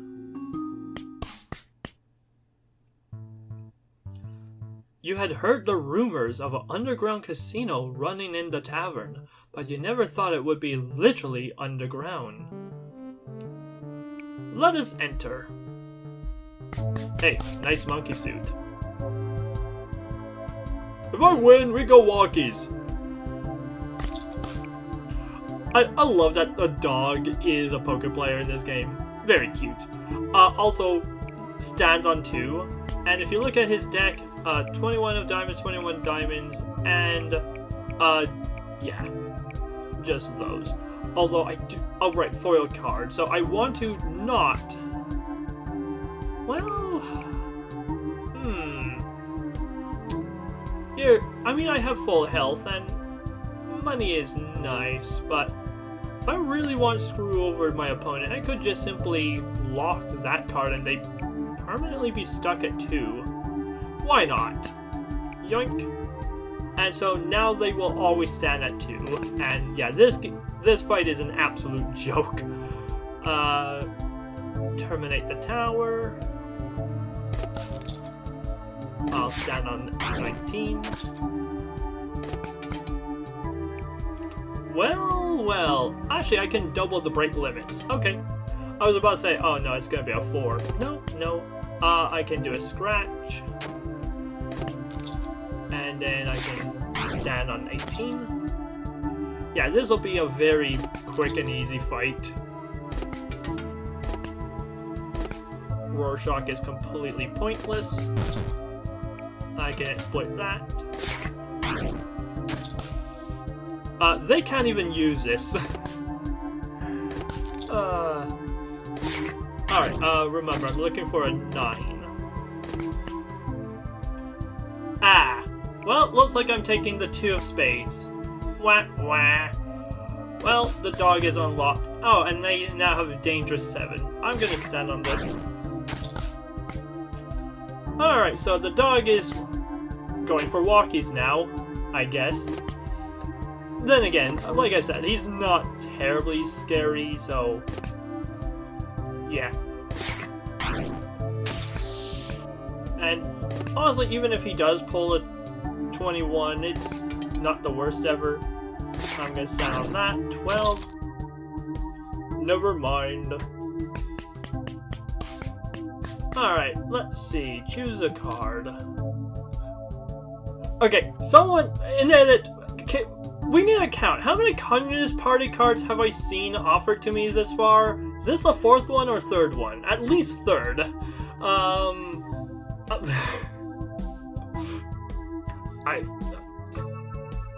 Glory to communism, I guess? I don't know. Oh, god damn it. Right, let's see. Pie of Spades, King of Hearts. I mean, on the one hand... yeah. Or I could do Cardiovascular, but that takes damage and gives me shields in return, so... I'm going to do Pie. Nice flexibility. There are so many choices down here, but it's blackjack that's calling your name. Yes it is. Right, so we can go after either the gambler or the hangover guy, which I believe... Yeah, the gambler appears, I believe, in every single floor, which I think is kind of neat, and, like, he becomes progressively more disheveled as the floors get deeper and deeper. But, right. As always, Lady Luck, what do you have to say? A 2. Aha. Oh-ho. Hangover guy. Shh. Turn off the lights, would ya? Okay, I'll be nice and quiet. Alright, so let's see. I have the key card, I have the sweep the leg. Anything in particular I would like to trap? They have a rules card. Interesting. Very interesting. Okay. I think if the rules card hits in a favorable way, I can lock it, making sure it doesn't ruin my... Okay, this is a perfect opportunity for sweep the legs because, like, spades I don't care about. Shields, I can just whittle that away. Clubs hurt. They hurt a lot, so I definitely want to avoid that. Let's see. I'll start on 17. Okay, got Monterey Jack. They are up to 17, which is fine. Dang. 21 of hearts. Sadly, I needed 22. Yeah, I have chip damage and fish and chips. On blackjack, gain 1 advantage for every card, or for each of your played cards, rather. Thanks for the jack. It can jump over. And we can stay. Thank you.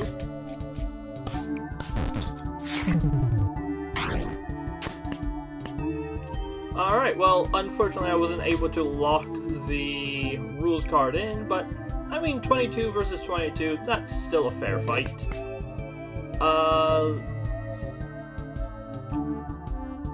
Should I double the 10? No, I should not. In that case, I'll just scratch. Keep things nice and simple.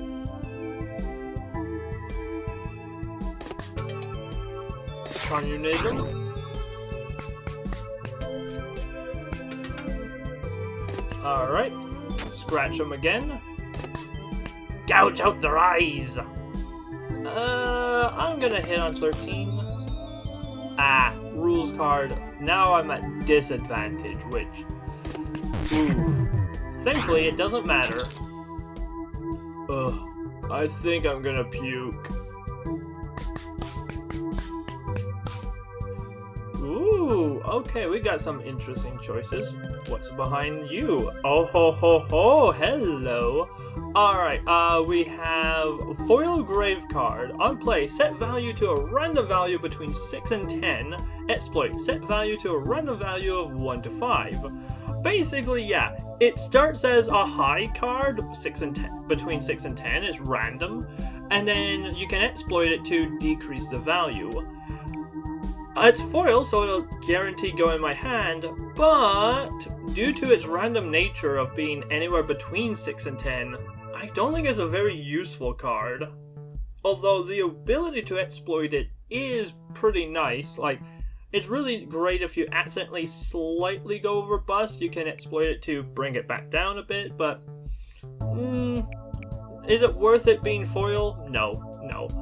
AI already have one of those, one of diamonds, but then we got Lightning of the Fourth Kingdom. I forget if we've seen this one already, but yeah, on play, Foresight 1, deal 3 damage. If the card revealed is 5 or less. I believe we did see this once before. The deal 3 damage is, again, nothing special, nothing to really write home about. I mean, it's nice. It's not gonna turn my nose up at that, but by all means, the Foresight 1 is super valuable, so a yoink. It's dimly lit down here, and there are no clocks. What time is it? You mumble to yourself. Alright, so we have 2 options. We can either do a secret passage or a crown and anchor. Secret passage, so if you remember at the beginning, after we defeat the bar, we had two choices to go up to Louis' Lounge or down to the basement. We chose the basement, but if we want to go on the other path, the upper path, we can take the secret passage to go up there.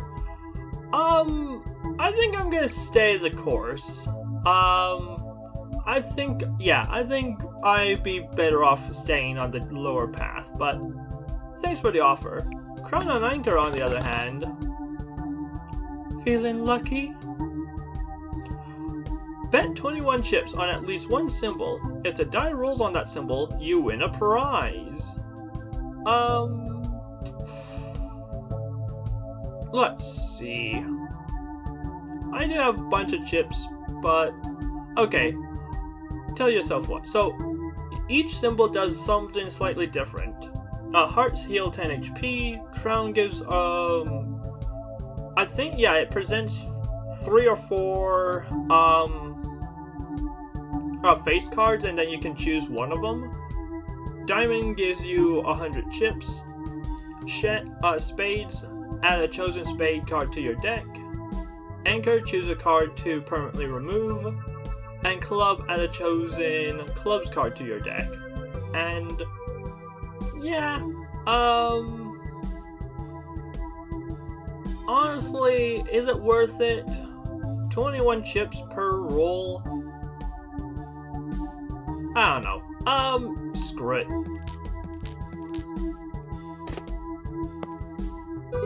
Hey, nice, clubs. Clubs can't win if you don't deal damage.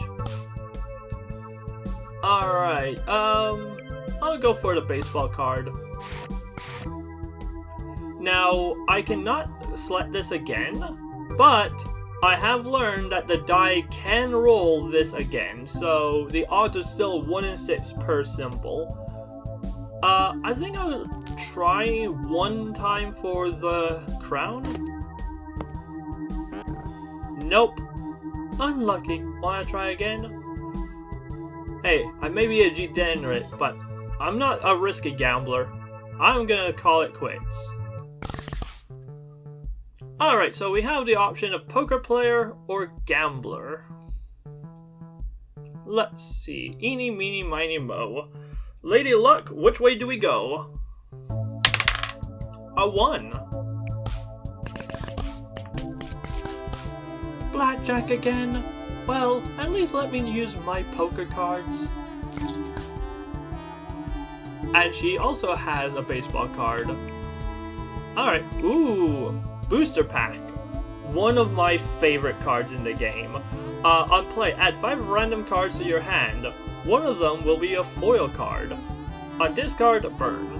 Yeah, super great for control. But also, if your opponent has one of these, it's devastating. Because they have no hand, they have to play all 5 at once. Means that, more often than not, they tend to bust with a booster pack. So, hallelujah. 2 dangerous cards are aces up their sleeve. Yellow card can be a bit annoying, but yeah. Alright.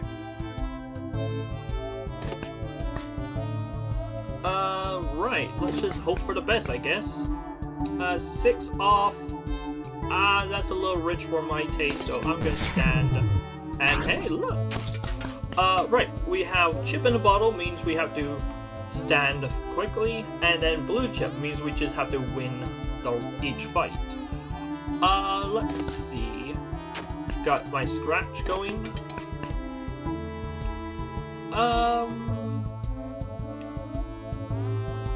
I'm gonna try something. I have 3 in hand. Oh, what just happened? Why are they so low now? Oh, is that negative? That's,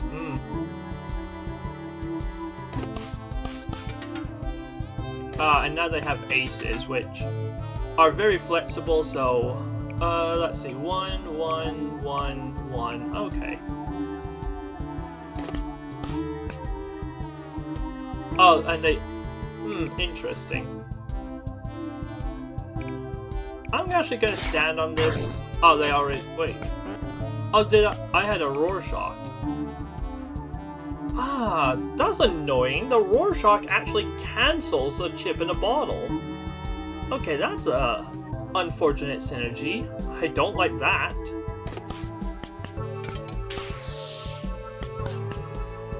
Okay, well, unfortunately they drew their booster pack early, so didn't quite bust them, but oh well. Right, remember, I'm looking for a 9 for my 12. 21, I'll take it. A little healing. That's got a sting.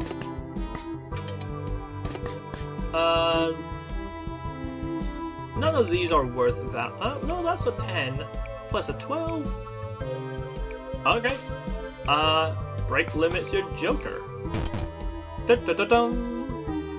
Unfortunately, that's a temporary break limit, but I mean, you don't want someone walking around with a 20. That's asking for trouble.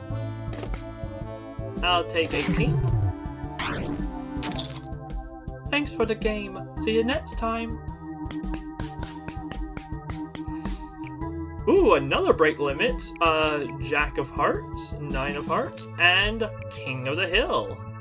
Instant blackjack, but sadly I have way too many face cards, so not worth it.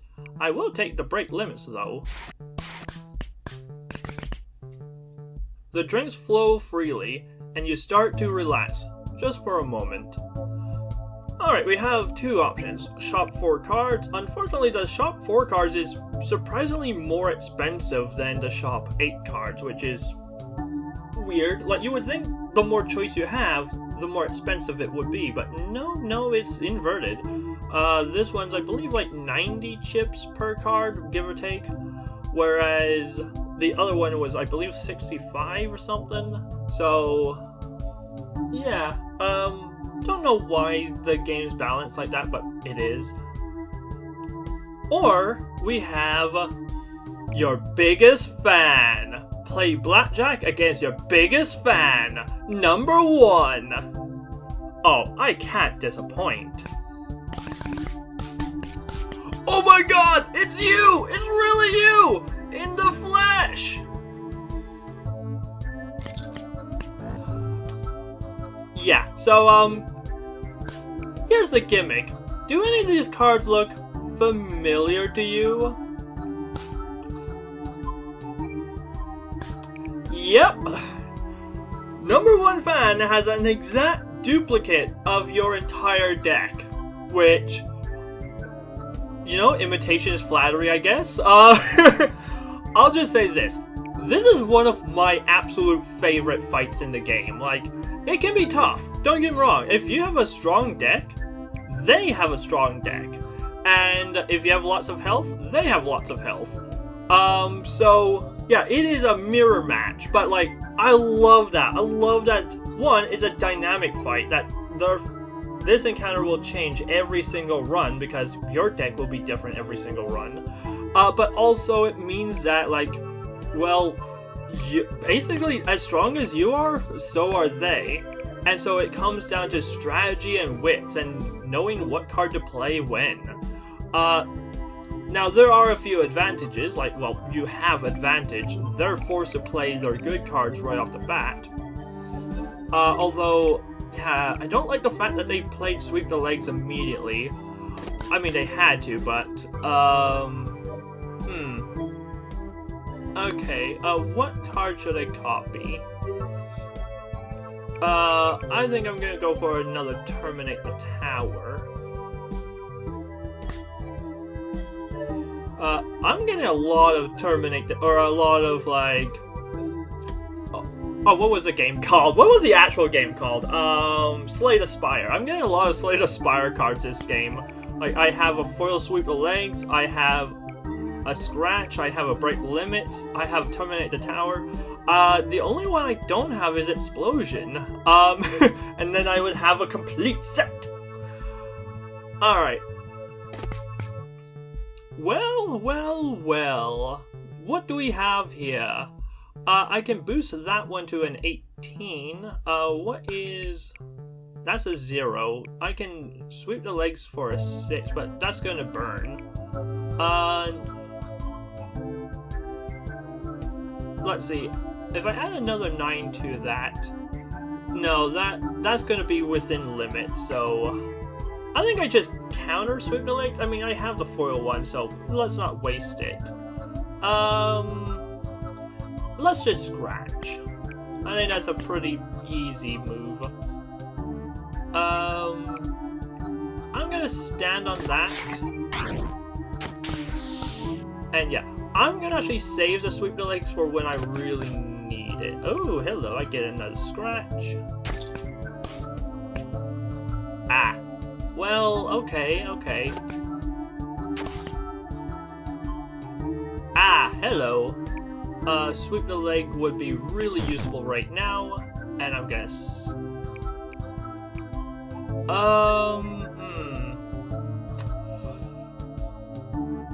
Okay, is there anything that I should... No. Problem is, if I accidentally lock them 4 mana 7/7, that would be devastating to me. So, no, not gonna do that. That would be stupid. Because if I lock it, it will be generating the 4 7/7s every single turn. Right. Remember, you can also activate advantage on your opponent's card. So, it's a 0, but if I let them get high and then I can select that, I can forcibly bust them. Like, yeah, I don't think, yeah, I can do that, forcing the bust, and I walk away scot-free. Let's see, suit yourself, don't really care. High of Clubs, interesting choice, not terrible, but yeah, I can afford another hit. Busting them, sweet. This is going well. Alright, 7. I got a price code. So...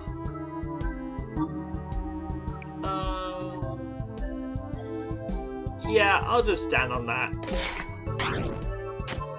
1 damage. Oh dearie me, what will I do? Right. Unfortunately, I cannot empower the ace, because if I do that, it becomes double, becoming 22, but because the ace is flexible, it immediately reverts back to a 1, and I believe it does not, it reverts to a 1, not a 2, so, yeah, I think I just scratch here, honestly.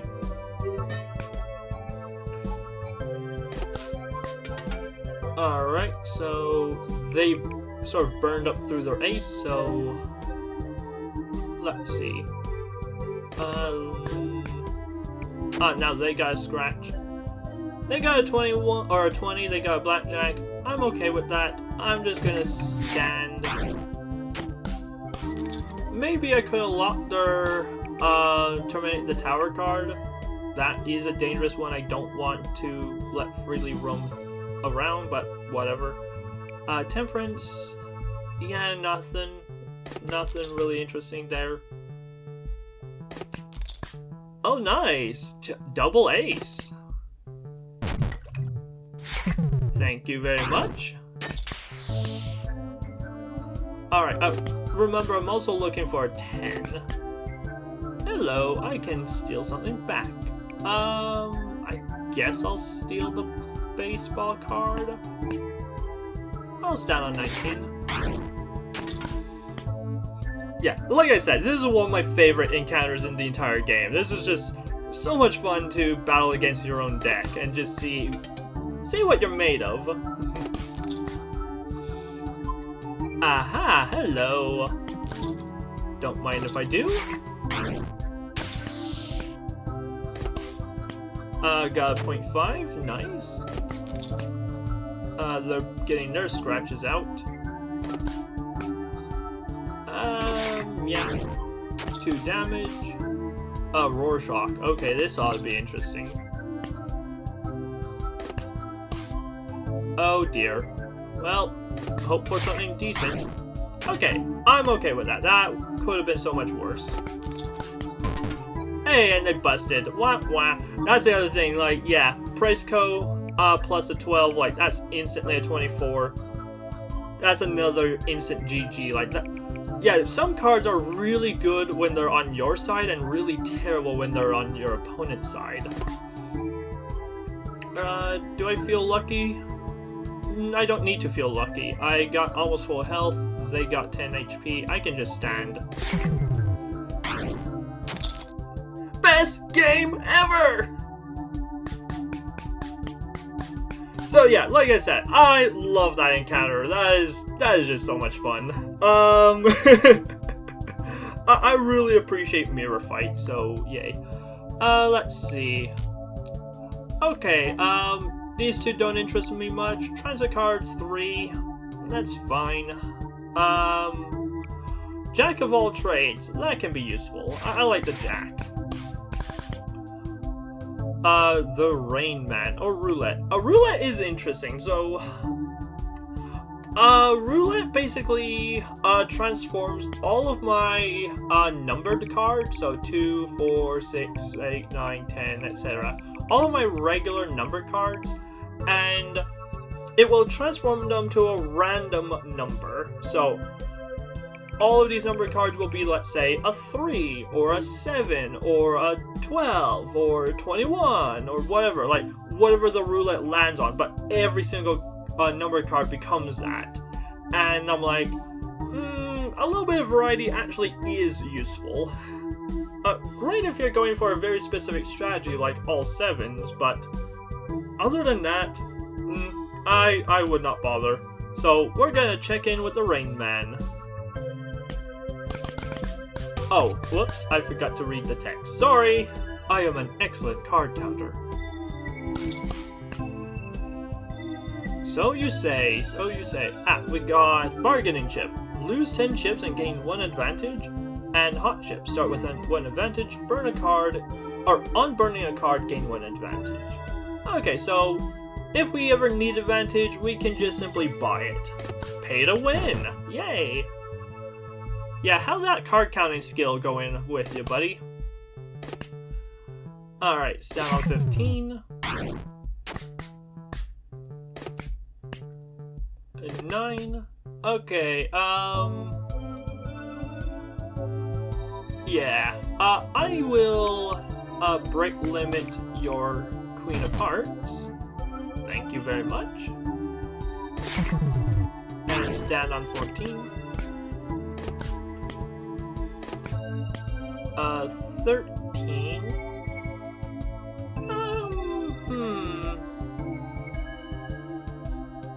I will risk it. Okay, I'll stun on that. What did they have last round? Oh, lucky gets. They got 21. Oh well. And even a sweep the legs wouldn't help because they had so many. Yeah, what was that? 10, and then 1. Yeah, that bumped up to a 4. That bumped up to a 4, and that was a 3. So, yeah, even a sweep the legs would not have saved me there. Ah well. Well, what do we have here? Well, I think a sweep the legs is mandatory at this point. Like, the hell I'm taking, what was that, 18 of clubs? No, that's disgusting.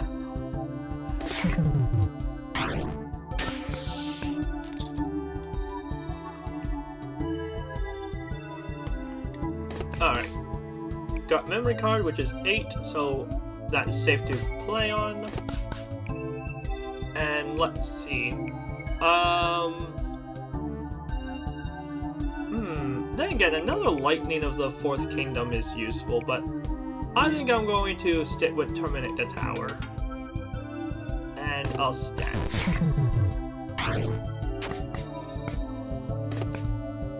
Okay, a 20 of hearts. I mean, unfortunate, but honestly, I don't care. If I can beat that, sure. If I can't, I'm not gonna cry foul.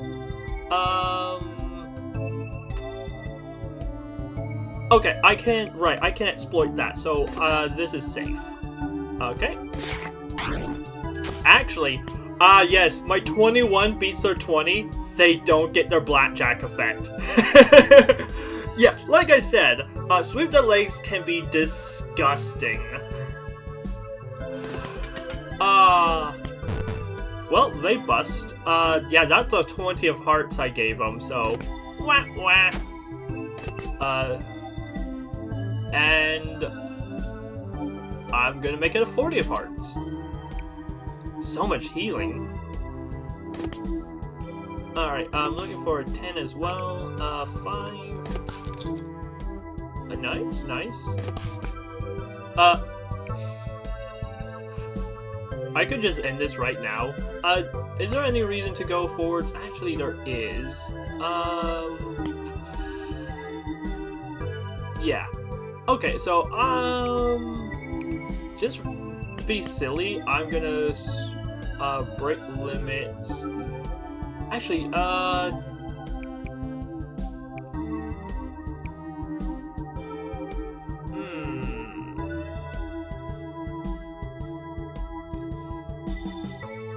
I need a Yeah, I need a 3. So, is there anything that I can... Is there any 3s on my side? No, sadly no. There's a 1. There's a 4. That's a 2. That'd be 1 off. I'll just double that.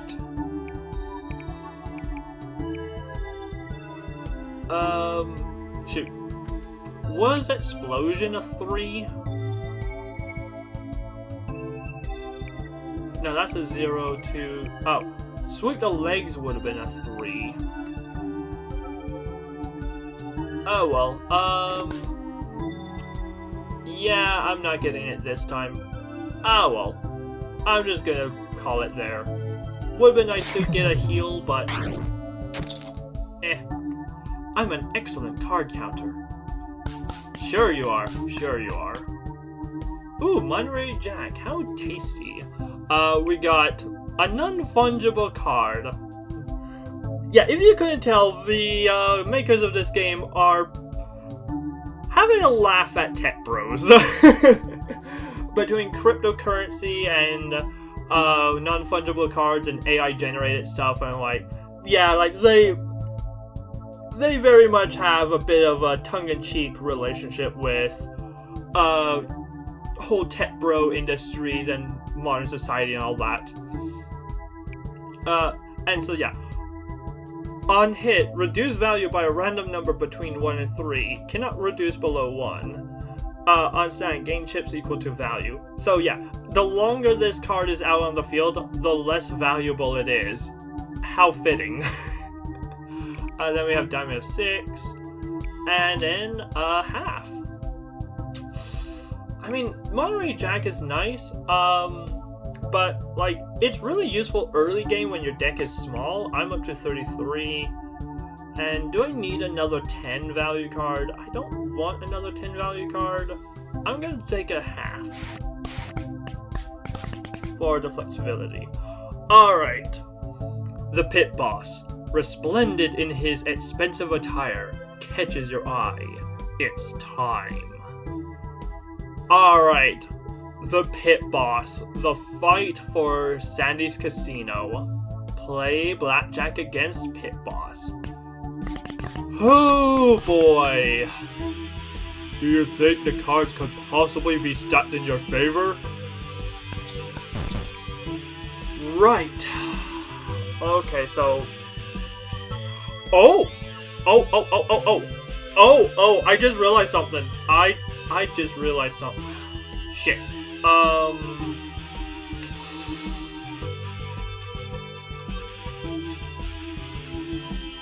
Okay. No worries. I think I can manage, maybe.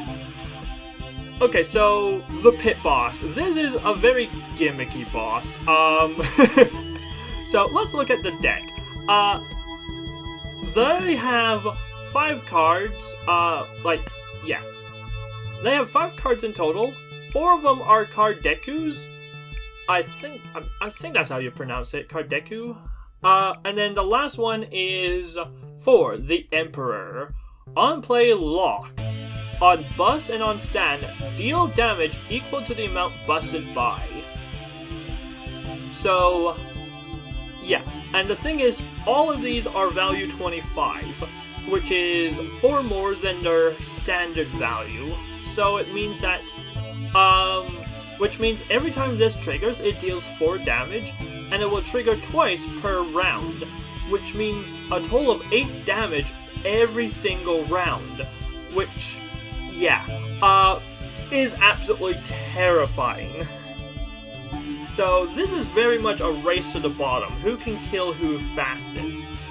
But I realized something. So there's a few ways of fighting this boss. The number one best way to get rid of him is to destroy or remove the Emperor. Anything that can get rid of the Emperor suddenly declaws the kitty and no longer is a threat. And then suddenly he has just a handful of worthless coins that do absolutely nothing but bust him perpetually. I learned my lesson, do not sweep the legs.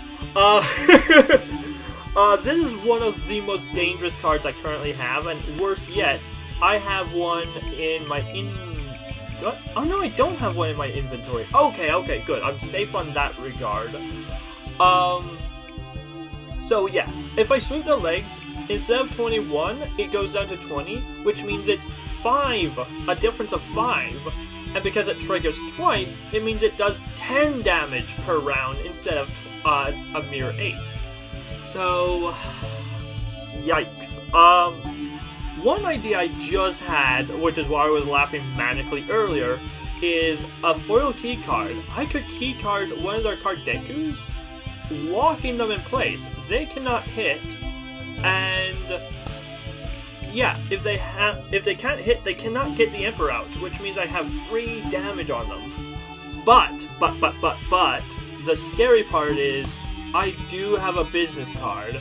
If I accidentally draw that business card and yoink their coin, I'm going to be perpetually busting until they play the business card on me again. So it is a risk. It is a risk, but I think it is a risk worth taking. So alternatively, if I wait till they get the Emperor out and then I play the business card, I can business card their Emperor and they again become a harmless kitty cat. So what do I do? What do I do? Do I stall for time immediately, but I'll be on the clock for the business card? Or do I take the damage on the chin early, hoping to get the business card to nullify their Emperor? And the thing is, once the Emperor is out, this opening strategy no longer works.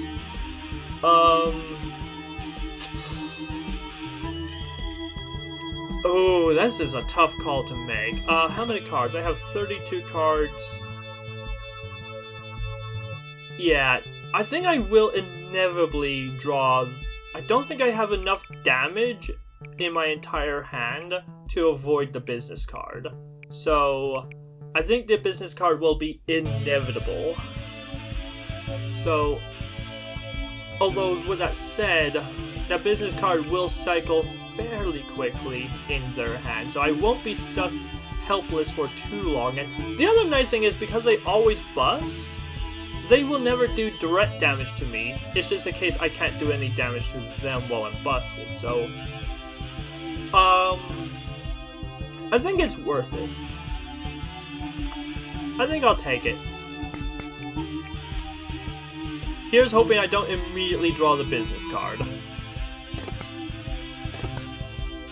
Okay, 19, actually 20, I'll stand on that.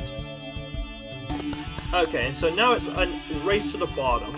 Choose a card to move to top of your draw pile. Well, damn. Let's see. What card would be the most useful right now?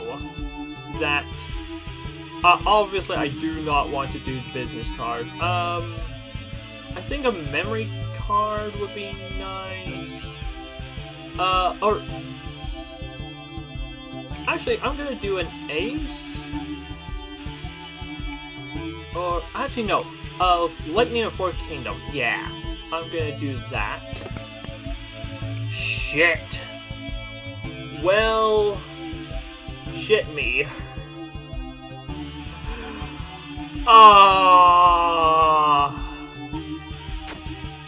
Well, I got a few rounds in. Hope the damage wasn't too bad. Damn it.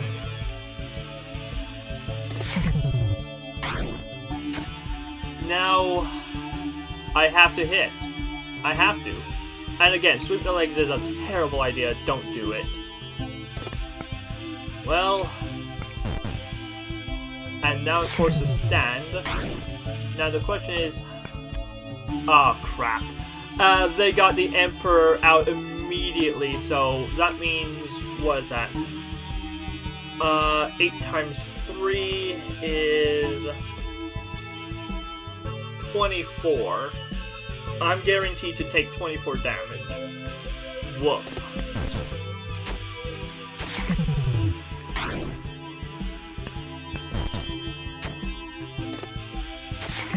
That's another one.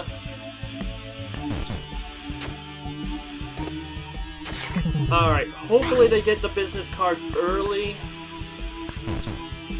Shit. Come on, business card. Shit. Come on, business card. Okay, I'm okay with that. I'm good. I'm good. 'Twas just a scratch. Fuck. Well, that could've, would've, should've went better, but ouch. Right. Normally I take, the Terminate the Tower, but none of them are actually useful here. I mean, the scratches are nice, but I need health. I'm dying. So I'm actually going to take aces. In the vague hope that I can get a little bit lucky with them. I'm gonna stand on that. Because I desperately need healing. Shoot! One off! Ooh, this might be the end, folks. Okay, I'm gonna double the 5. Oh, but nice! Okay, okay. That will give me a little bit of breathing room. Suit yourself. Where are you? You are an 8. Okay, well that's not good.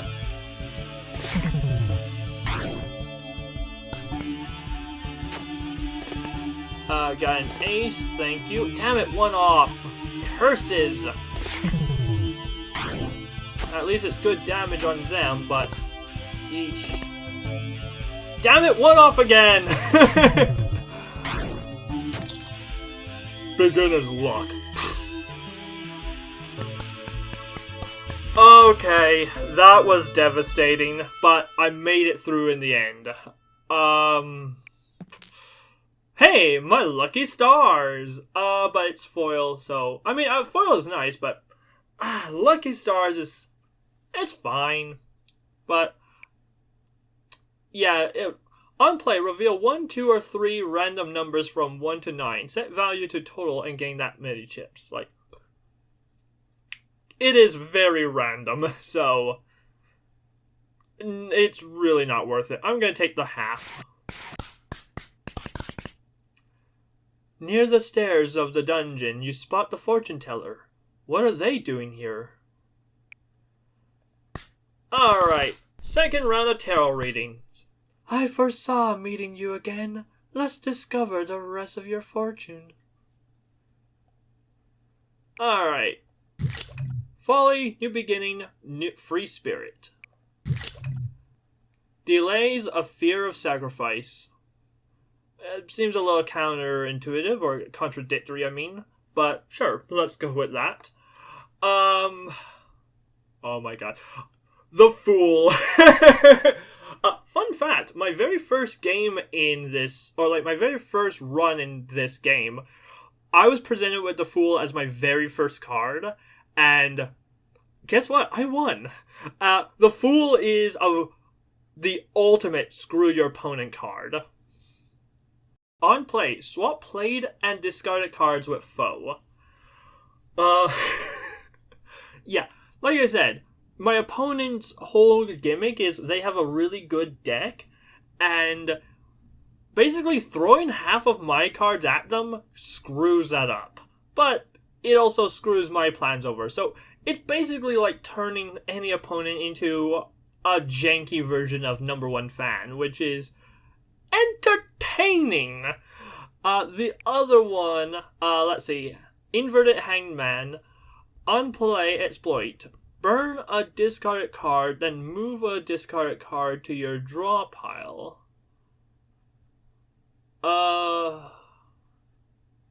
Okay, so I remove a card from this encounter, and then I move one from to my draw pile, which, okay, I guess it can speed up the ability to draw a card, but like, I mean, I have to go for the meme card. The Fool is just too goddamn funny.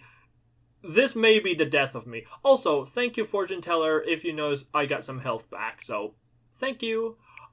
I have to go for the Fool. Pick your path. Well, I have one way to go, and that is down.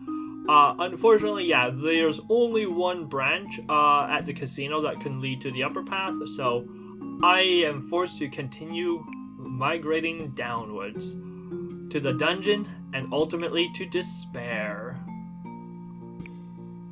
So let's enter the dungeon. You descend to the dungeon. Will your cards be any good down here? Let us enter. Oh, by the way, I love the music in this game. Yeah, the music's really damn good. More than just a carnivore.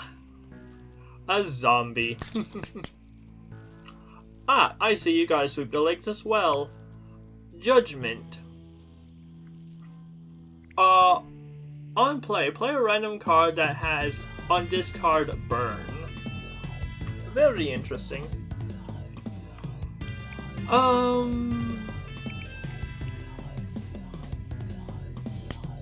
So, oh, okay, and this was, right, okay, yeah, no, that makes sense. Okay, add a fresh copy of one of your burn cards to your draw pile, so, Okay. I think I can lock this in, because I think of the cards, that's arguably the most dangerous, so I can lock that. Or, I can lock the sweep the legs, making sure it doesn't burn. No, I think I should lock the other one. I mean, it's not a big deal. Or, okay, only on play. But actually, on discard burn, damn it. So I can't drain its effects. But I can yoink you. Thank you. Okay, getting all the interesting cards.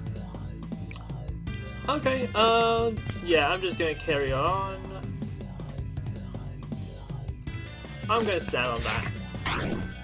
Oh, dang. Okay, I will lock you in place. You will not be harassing me. Well. Oh, that's an ace, but yeah. Okay, I'm gonna wait till they lock, and then this will hurt both of us. But I have the opportunity to play that. Okay. That was the smart call. Oh, I have Chipmunk and Chip in the Bottle. Okay. Interesting choice. Killer Queen, another one of my favorites. Such a powerful card. A really potent screw your opponent card. Killer Queen. On play, burn any other played card, then +2 value. So, she has a negative trait that her value constantly increases. Like, she's a 12, then becomes a 14, then becomes a 16, and you can see how that becomes dangerous in long, slow games. But the ability to burn any other played card, like, you can burn one of your cards or any of your opponent cards that were played, as like, yeah. Like, for example, on the previous fight, if I had Killer Queen, I could have killed that tarot card that was causing me such grief. So, yeah. I love the Killer Queen. Ooh, I can break limits to Queen. Nice. So yeah, now you're 24, you're instant death guaranteed. Okay. Memory card. How am I doing on health? I need more health, so I will do an Ace of Hearts and stand on that.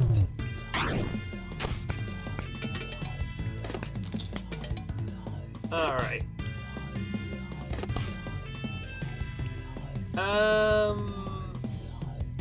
I'll stand on that. Don't want to push my luck too hard. Misprinted card. Another really useful one. Like, it's flexible in the way that it can, or like it rounds up because it can be either a 6 or 7. But it also it gives you in your hand a 7 of spades. And so, yeah, it gives you a 7 of spades, which again, anything in your hand is really nice because with a little bit of luck, you can guarantee a blackjack of 4. Hey, exactly what I need. Thank you.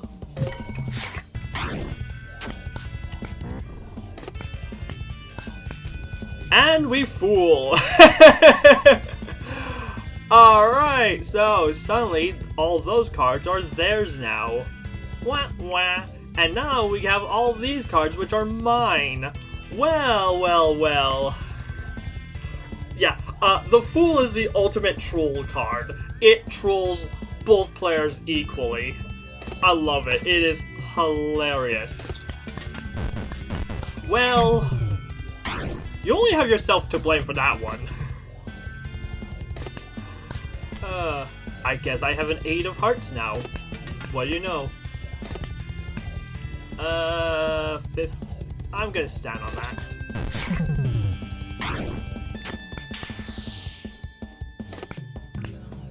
Hoping to get blackjack. Hey, hello. Thank you. Banish to my grave card. Alright, negative ace. That's an interesting one. Although it still has a flexibility, so it can still be 1 or 11. So that is very useful. Another time to learn. Oh, a Master of 1. Similar to the 4 mana 7/7, every time you hit with her on the deck, she gives cards to both you and your opponent. In this case, a 1 of a random suit. I think I'm gonna double down on flashcards. They are very useful. Both to me, but also they're useful if they're on my opponent's side because I can trigger them, forcing them to bust. Alright, so who am I fighting next? Oh, right, the text. The cards feel damp and cold. You wonder who's held them before you. Alright, who's next? 6. 1, 2, 3, 4, 5, 6. Just let me get my timer. 3, 2, 1, go! Alright, also, I'm mildly annoyed at this joke, but like, slow clap, bravo. If you notice, we got a speedrunner playing games in the dungeon. I see what you did there. Yep. classic basement dweller. I will have you know, I play my games on the second floor of my building. Thank you very much. So, right, -10. Lots of diamonds. Another negative. Oh, that's a right. That is a glitch card because of course speedrunners love their glitches. -11 of clubs. 5 of wands. Card sleeve. 4 mana 7/7 and a second glitch card. So, an interesting deck. Not my favorite encounter, but like it's fine. Well, that's mildly annoying. And that's very annoying. Well, you only have yourself to blame for that one. Like, what even happened there? Or no, like, 4 mana 7/7 early, that did that. Then 5 of wands, another 4. Then the stars, heal quick damage, then another one, then a diamonds, and then another 4, like, yeah. Hey! Oh, nice, okay. Get well soon on another one of my favorite cards, like, one of the best healing cards in the game, like, it certainly is up there. On play lock, on taking damage, add 1 token. If there are already 2 tokens, heal 10 HP. Unlock, then remove all tokens. Now, sadly, I don't have the chip that synergizes with this. Yeah, the Chipotle pepper, which allows me to self-harm.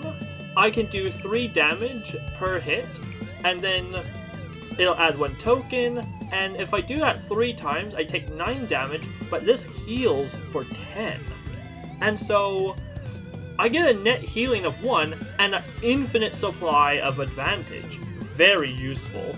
Sadly, because it's a glitch card, the lock also doesn't work. It will automatically unlock, which, that also ruins it as well. So, not super useful right now. I'm still kind of low on health, so I'm gonna... or should I go for a jack of all trades?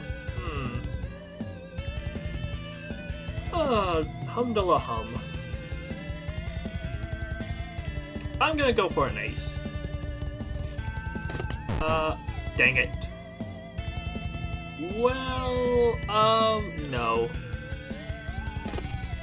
That's unfortunate. I got a little bit greedy there. Rorschach is not going to be helpful here. That's a 2.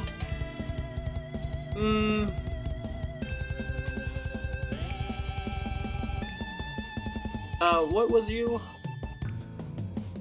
Okay, yeah. I mean, I might as well. It's not gonna do much, but I guess I'm taking you then. Yoink. A pie. And we fool! You fool! Okay, I can risk it. Okay, I can do that, and bada bing, bada boom. Sadly, no healing, so, oh well. There must be something wrong with the timekeeper. Of course.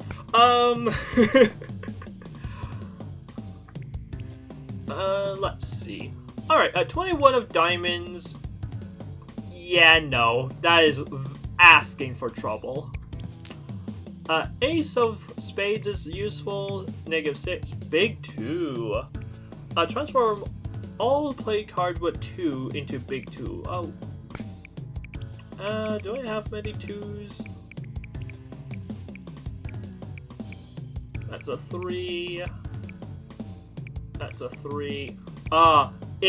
It does foil scratches. Like, it does... Oh, and it also destroys that one.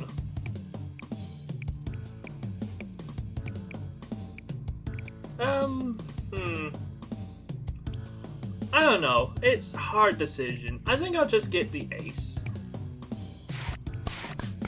Aces are always nice to have. Ooh, a counterfeiter. Nice. Alright. The decor is mid-century madness, heavy on the stonework and chains hanging from the walls. So, we have a choice here. Counterfeiter or cultist. Counterfeiter allows us to copy one card, but we also get a negative card in the process. Sorry, let me explain. We get, there are 5 of cups, 5 of wands, 5 of pentacles, and 5 of swords. And we will get one of these 4 cards at random. So, yeah, be careful. Alternatively, the cultist, which is very much into self-harm, but also, in exchange, also is into harming others, so... And I'm kinda low on health, so I'm gonna counterfeit. Wanna make a copy of a card? Be aware, I'm still perfecting the process.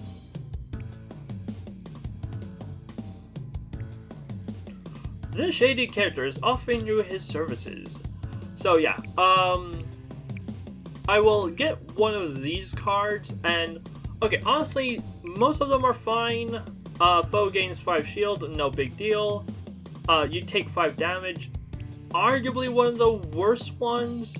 Lose 5 chips, that is basically a nothing card.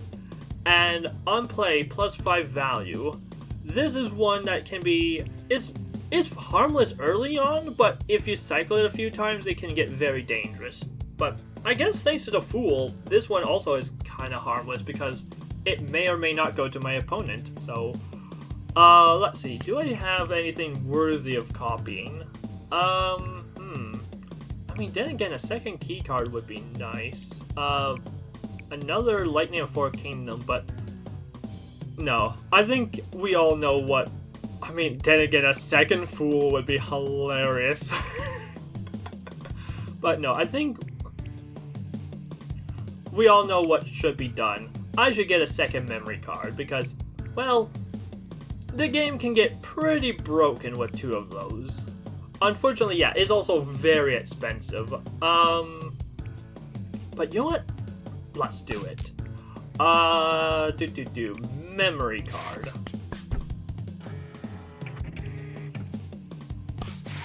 And in fact, why take 1? I have the chips. Let's go all in on memory cards. Not enough chips. But now I have 2 new memory cards. I also have... Okay, that one's fine. Ooh, that one sucks, but I'll live.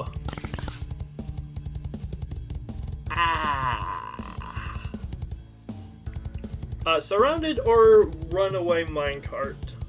The runaway cart, you have a choice. It's a trolley problem. Either you take, what is it? I think like 10 or 15 damage yourself, or you can sacrifice 3 cards at random. Versus surrounded, where, yeah. Surrounded, you got 3 options. Suddenly, you realize you're surrounded. Oh no. And I forgot to read the text. Whatever, sorry. Let's see, I can bribe them, give them 150 chips, 35% chance to get away. I can discard, throw a card, permanently removing it from your deck, 20% chance to get away. And I can do this one once, bribe is repeatable, or I can fight, take 8 damage, and 100% chance of getting away afterwards. Also, distract, I believe, is random. So, then again, if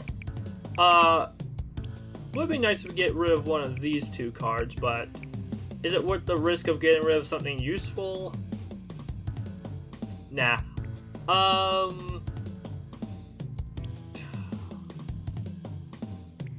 Do I just bribe them, or do I just fight? I think I just fight. Carry on then. Definitely not doing the minecart. Creature or man across the table from you? Real or imagined? What's happening to you? I will be battling the scientist. Genius is 1% inspiration and 99% perspiration!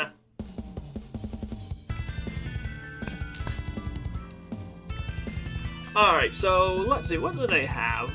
They have 2 communist parties, they have 2 glitch cards, AI generated card, misprinted, and the devil. Actually, the misprinted card is kind of dangerous because every time it plays, it will give them an extra 7 of spades, and if they fill out their entire hand with 7s, they become very dangerous, because a 777 is blackjack. Although, actually a sweep the legs would be a very potent counter to that.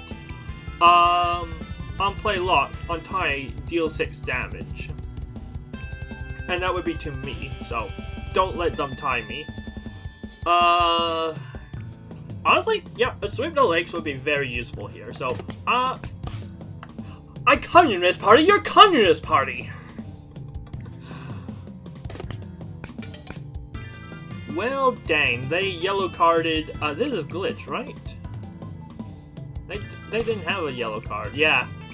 So they yellow carded my ace, which sucks. And they red carded it. Okay, well,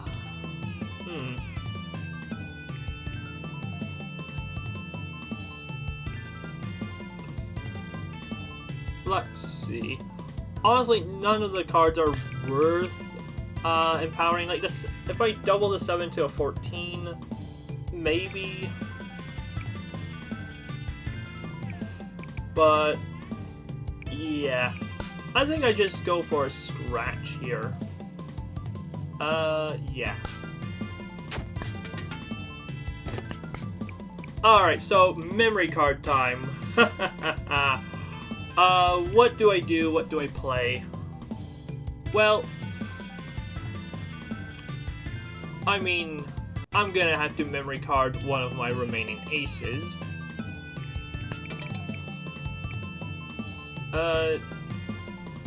Right, I'll stand on that. I got the devil. What a very strange encounter so far. Oh, nice! I got roulette. Sorry, what are you doing? Burn another randomly played card, then play any card from your draw pile. Oh, interesting. So I get to play a card. Which one would be the most useful right now? Actually, what does my discard pile look like?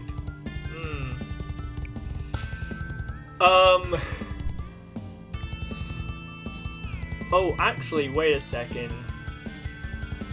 Shoot, I just realized. Memory carding and then...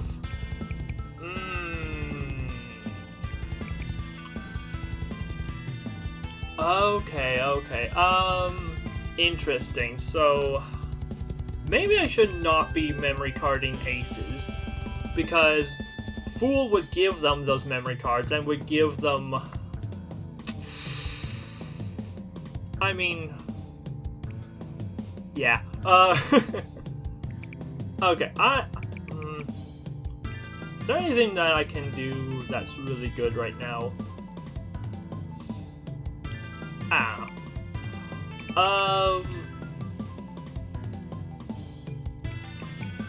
guess I'm just gonna memory card, and then memory card and memory card.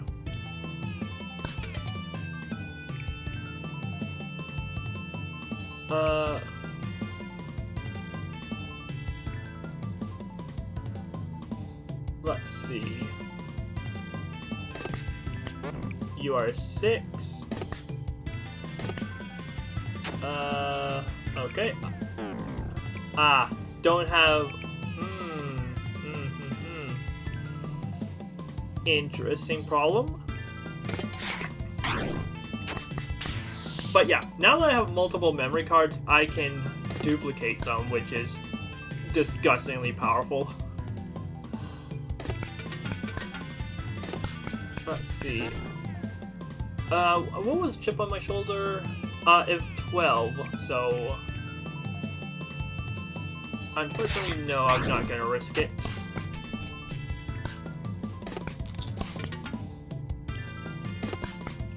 Alright, so... Right. What card should I memory card?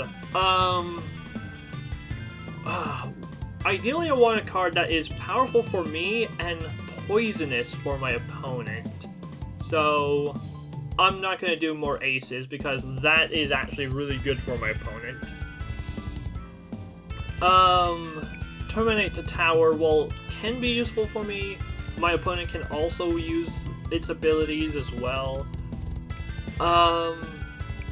Lightning of the Fourth Kingdom, like the 4C is really nice, and the opponent just doesn't need 4C. They play very robotically. Foil key card, that could mess me up. Business cards, I mean that could be just chaos. I think flash cards. Flash cards are probably the most. I think this is a glitch card though. So, yes, that's a glitch card. So, if I memory card this, it memory cards the glitch card, not the Wheel of Fortune. So, something to be careful of. Yeah, let's see. I think the best option here either is Price Co. or probably the flash cards. That's the best for me because it gives me flexibility while still giving poison to my opponent. Either that or do I just go all in with the chaos and fool everything? Nah.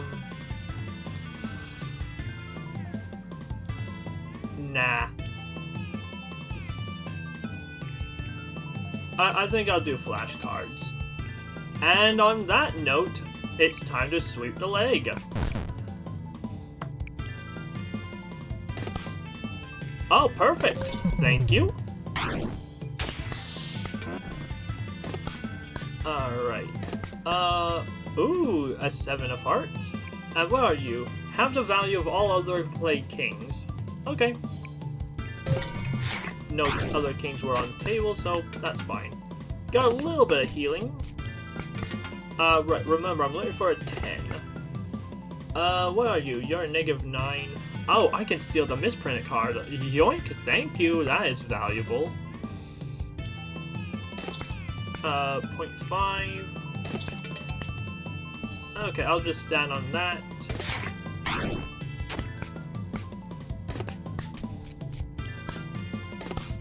.5, nice. A little bit rich for my taste, so I'm gonna do that. Oh, I could key card this. Actually, I mean, do I business card the, or I key card the business card? Actually, no, I do that and then stand and hope they don't do anything too dangerous. Back to the drawing board. Choose a card to add to your deck. Hello. Hello.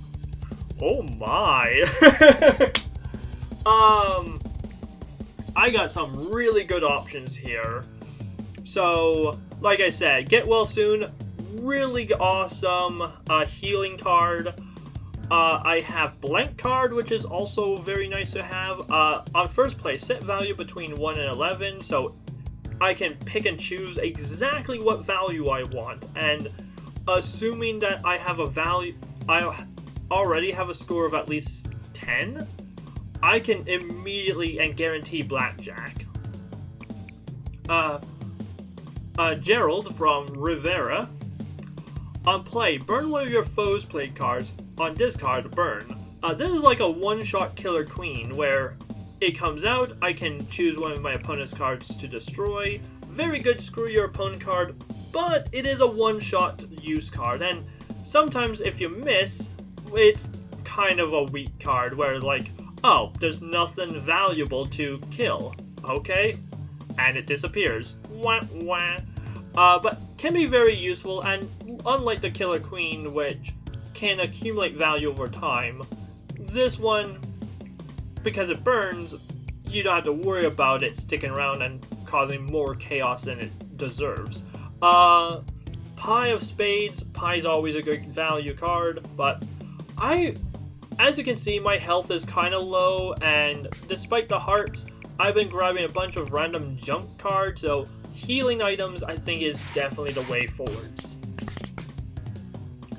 It's best not to make eye contact with anyone down here. Alright, who wants to go gambling? Fancy a spin? You could win big!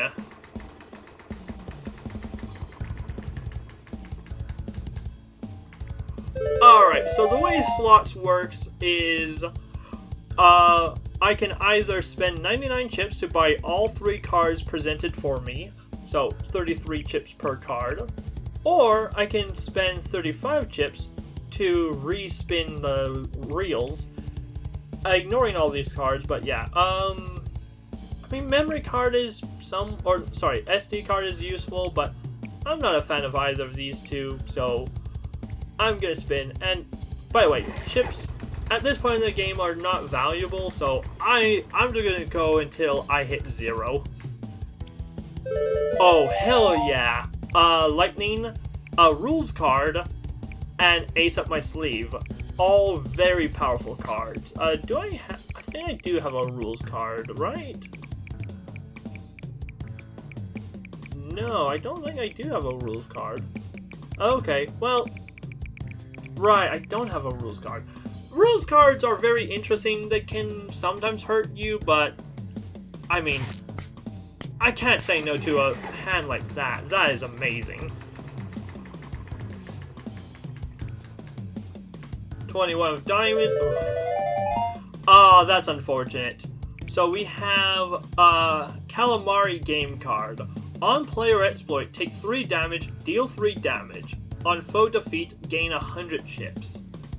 This is a really powerful closing card. If you can tank the damage, you can very quickly eliminate opponents, especially if it's like a final boss. Yeah, really useful to have. And with certain card combinations, like such as the Get Well Soon card, if you have this on table and the Calamari card, oh, you are unstoppable. It is an instant I win scenario. With that said, the 21 of diamonds, is it worth it? Is it not? But magic trick card, fine, I'll take it.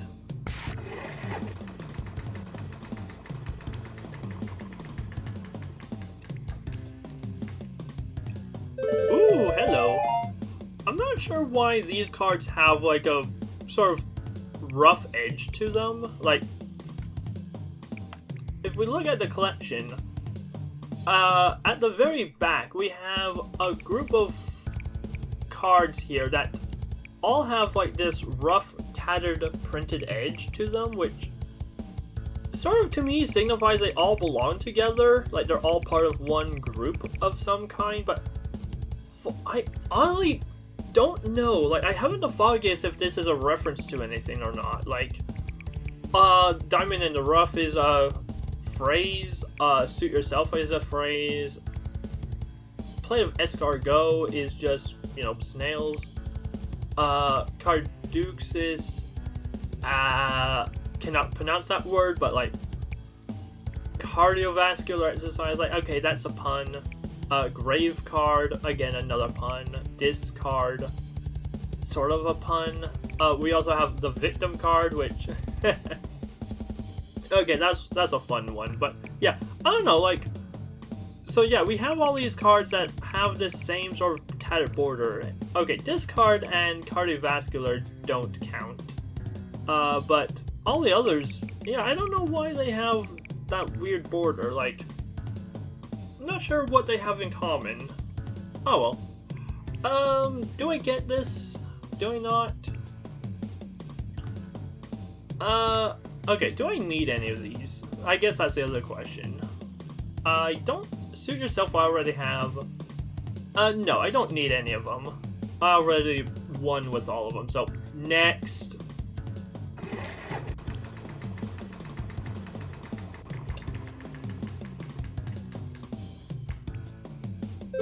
Nope. That was a terrible hand.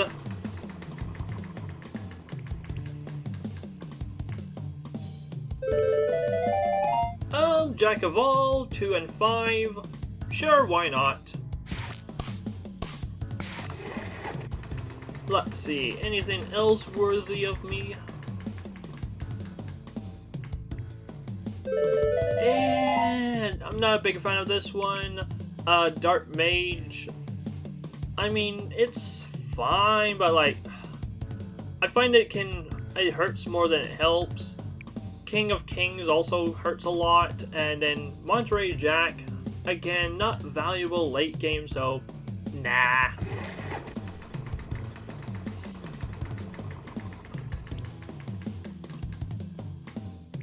No, I already took 121. I ain't taking a second.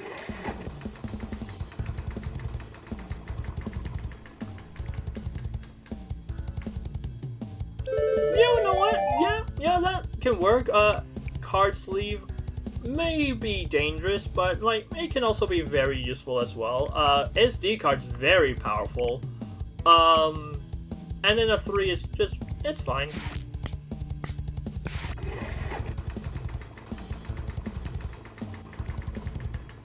Let's see, anything else? Why are you giving me 21s? No, don't want. Go away. Get, shoot, bugger off.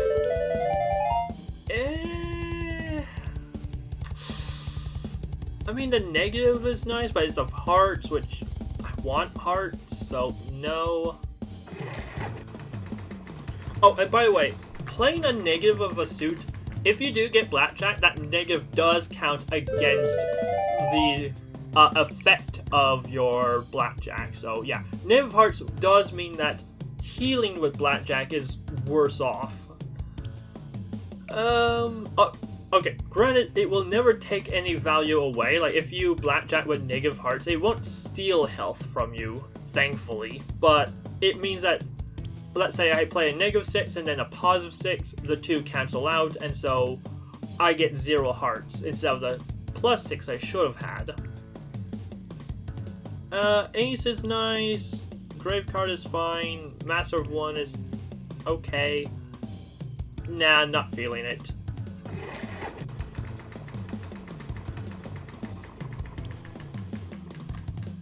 Alright, -7, King, 5, nah.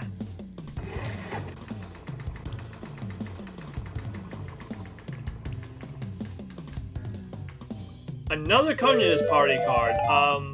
What was the count at now?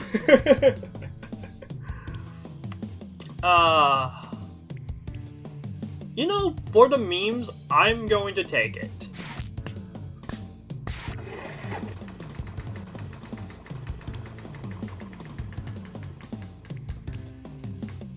Hello, 2 blank cards. Hell yes, those are valuable. Q card, I don't care for. Actually, more often than not, I actively try to get rid of these cards. They're not harmful, they're just annoying. On play, move any of your play cards to or discarded cards to the bottom of your draw pile. Like I said, not particularly dangerous, I just find them annoying to have. But, I mean, I'd be a fool to miss out on 2 blank cards. So, thank you very much. Like hell, I'm going to do a runaway car. Executioner. You hear someone muttering in the dark. No cards. No card.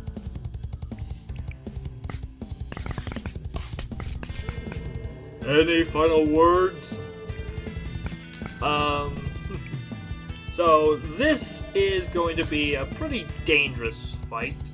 RSVP on stand if your foe has not stood, deal 8 damage. So again, another card that's really good for speed. Killer Queen, we've mentioned her. Queen of Wonderland, have the value of a played card. Off with their heads! And then we have Inverted Justice. On play, replace all your jacks with random kings. And then Justice, replace all your jacks with jackpots. And then add a jackpot to your draw pile. So yeah, Justice creates jacks, and then this turns the jacks into kings. So, an interesting combination.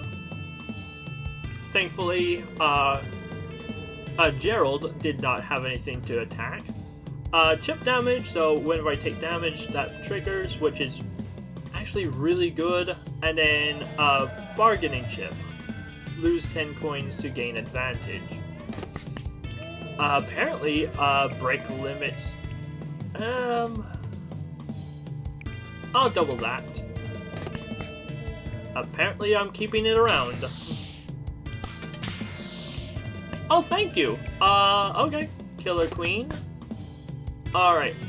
So, I have options. So, the rules card, I can either make myself smaller, which, I can make myself bigger, nice. Make my opponent smaller, can be useful, or make my opponents bigger, which, why? So, I will make myself bigger. Oof. That's unfortunate. Okay, memory card. Right, actually, I know exactly what I'm gonna memory card.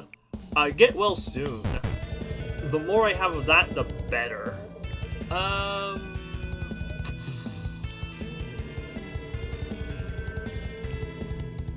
Shoot. You know what? I'll just stand.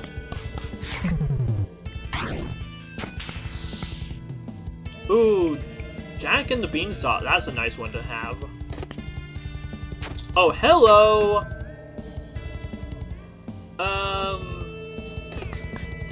Kindness. 21. Oh shit, I should have swept the leg first. I'll just sweep the leg now anyways. Shit.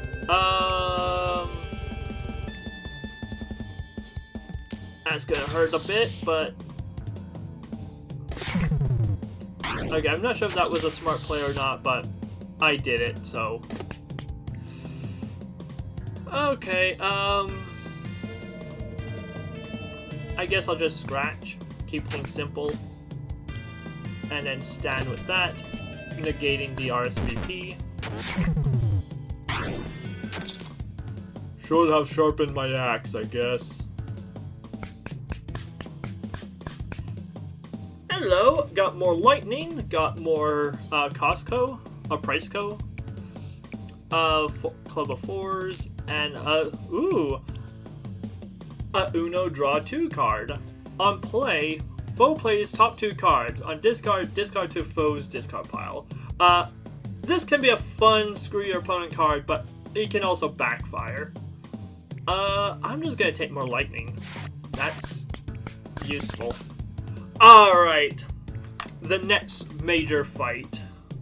Time to face Drycon, if you dare. We are facing a dragon. Puny human, you have no idea what you're doing, do you? I have no idea what the hell is going on! Alright, the Magician. Play add magic trick cards and ace, so yeah, that's powerful. Right. Is this... Okay, discard burn, so that's a one-trick pony. Yeah, this is one of those fights where the longer it sticks around, the more dangerous it gets. Yeah. So the... right, Judgment. Add a fresh copy of one of your burn cards to your draw pile, that is disgusting. Because trump card, that is absolutely brutal. Trump card, handy. On play, instant blackjack. On discard, shred this card. But yeah, so Shred is even more potent than Burn. Weirdly enough, shredding a card is more strong than burning it to ash, apparently. But yeah, Shred basically, if you have a Shred card, that Shred will not only be removed from the encounter, but be removed from the entire run. It will not regenerate at the end of a fight. So, interesting. But yeah, add a fresh copy of one of your burn cards to your draw pile. Does that work on Trump card? Because I know in the past it did, but that's why I'm very confused. So yeah, I don't know. I could have sworn this worked with Trump card, even though it says Shred, but yeah. So I am definitely going to key card this one. I do not want it to be cycling through their deck. The more Trump deck cards they have, the worse. Yeah, the worse the situation will be. So I'm also really not a fan of Ace Up Their Sleeve, but like, not much I can do about that. So, right. Well, what do you know? Alright, let's see. What do I grab? Actually, I have options. I'm going to grab a blank card. Or do I get well soons? Problem is get well soon also works on my opponent, but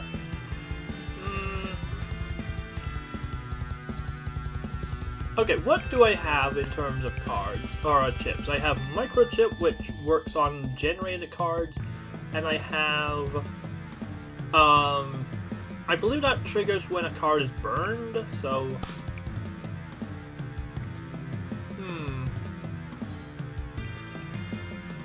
Then again, Terminate the Tower would be very useful here, because whenever Terminate the Tower triggers, it triggers the microchip card. Huh. Yeah, and the scratches... Like, how much health do I have? Shit. Well, I guess I'm doing aces. Could be worse. Okay, I am definitely not... I'm gonna just stand on that.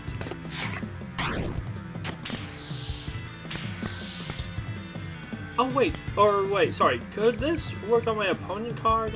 Move any one of your played cards. Okay, so yeah, I made the right call. So, I'm just gonna hit on that. And I guess I'll just cycle you back into my deck. Alright. Alright, got Lightning of the Fourth Kingdom. Yeah. So I'm looking for a 10.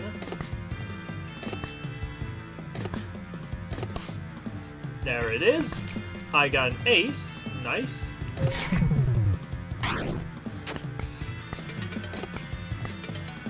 They got blackjack, but... Okay, let me think. So, you are a 3, plus 11, that's 14. And then 14 plus 7 is what? 11. So, or sorry, 21.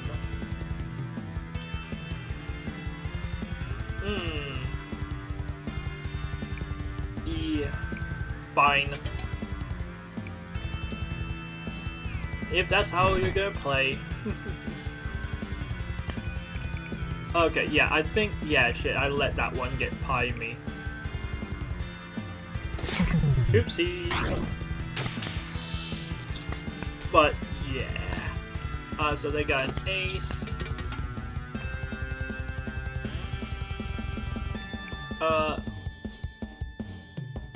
Oh, currently have. Oh, that includes this and this. Oh, I thought it meant just on the playfield. Okay. Okay, never mind. Inference is a bit better than I thought. But, oh well.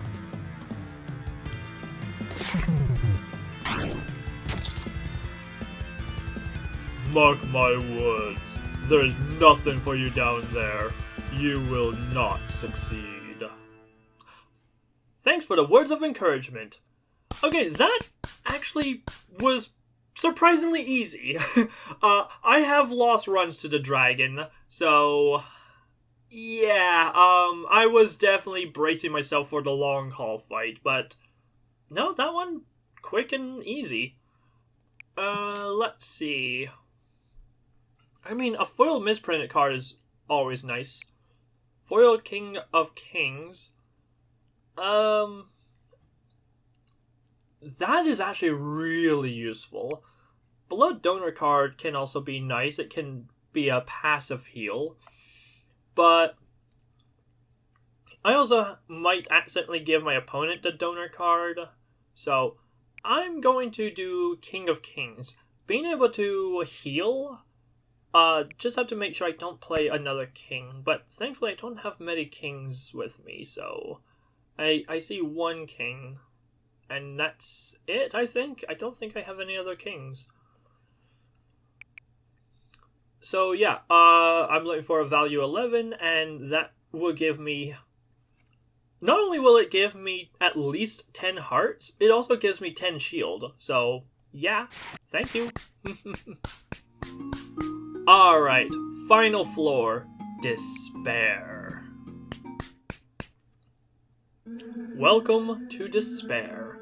You find yourself in despair. Actual despair. Which is basically just hell. But they had to have a rebranding after that whole debacle, so it's now called Despair.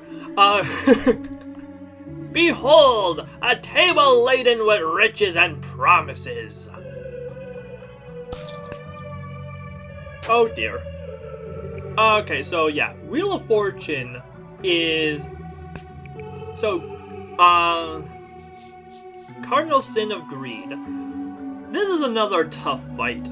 One that is a bit swingy. Like, sometimes can be easy, sometimes can be hard. Arguably, most cards are not too terrible. Let's see, gain chips. This one is a dangerous one. I want to get rid of that one as quickly as possible. On bus and on stand, gain shield equal amount to bust it by. So that will give Greed lots of armor. The other card, which I really don't want to be cycling through their deck, is Wheel of Fortune. Spin the Wheel of Fortune and receive a gift. North, gain 10 chips, don't care. West, deal 10 damage, ouch, and yeah, that's painful. East, add another Wheel of Fortune to your draw pile, which means it clones itself. And South, gain 10 shield. So, yeah, those are pretty terrible things. Like, cloning itself, it's a value 0, so he'll constantly be drawing it. And then it either does damage or gives him health, or in this case, shield. Like, yeah, that is terrible. So I want to make sure that doesn't keep happening. So I'm immediately going to foil card that, or key card that one. Okay, I'm gonna do a 11 and then do you and stand. There we go. Okay, a 3.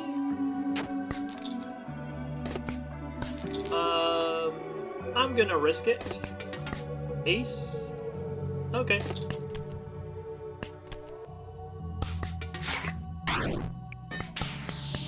Alright, well, unfortunately, there goes my shield. A back credit card. A back credit card?!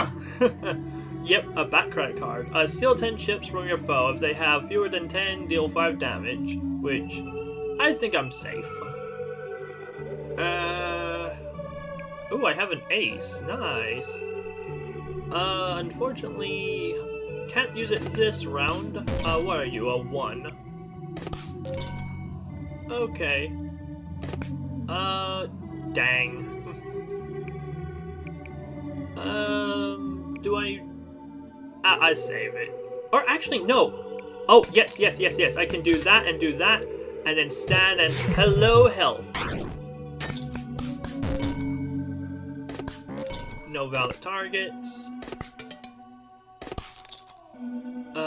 Thanks for the money. Look at it roll. Okay, so if I do a 7, that's a 14, which a bit risky. If I do a 10, that's a 17. I think that's a better play. Stand on 17. Already they're down to 6, so hello, yes. I'm gonna grab you, and bada bing, bada boom, and I get the riches. The riches should be mine! Choose a card to add to your deck. Hell yes! Booster pack. What am I giving up? Ace in the hole. This is a really nice one. Like, it's useful, but also can sting a little. Honestly, like, so the onsen, this, here's the thing. You can only play it if you're off by 1. And if you cannot play it and it's still in your hand, it will deal 1 damage per round, which, yeah. I mean, let's be honest. Taking 1 damage per round is nothing. It is chip damage. And in fact, chip damage, it works really well with the card, or like the chip called chip damage. So it's useful in that sense, but like, I made a booster pack. I cannot say no to that. Okay, so, ooh, interesting choice. Lost and found or card removal. I do actually have a few cards I could get rid of. The main ones are the 5 of Wands and the 5 of Swords. Lost and Found is a shop, but and it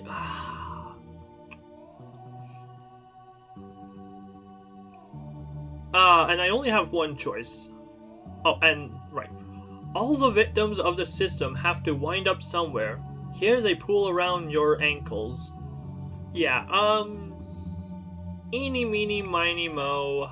Shop with Lost and Found will give us cards that we've already seen, so there might be some good ones on the table, but usually they're kind of meh cards. Shop removal, I think I'll do that. The dealer offers you a chance to get rid of some of your worst cards, but it won't be cheap. 75, 150, 300. Oof. Thankfully, there's no reason to keep chips after the game. Like, you lose them anyway, so I'm free to spend as many chips as I want. Let's see. 5 of Swords. I will definitely get rid of 5 of Wands. That's dangerous. 5 of Swords as well. Now, anything worthy of removing as well.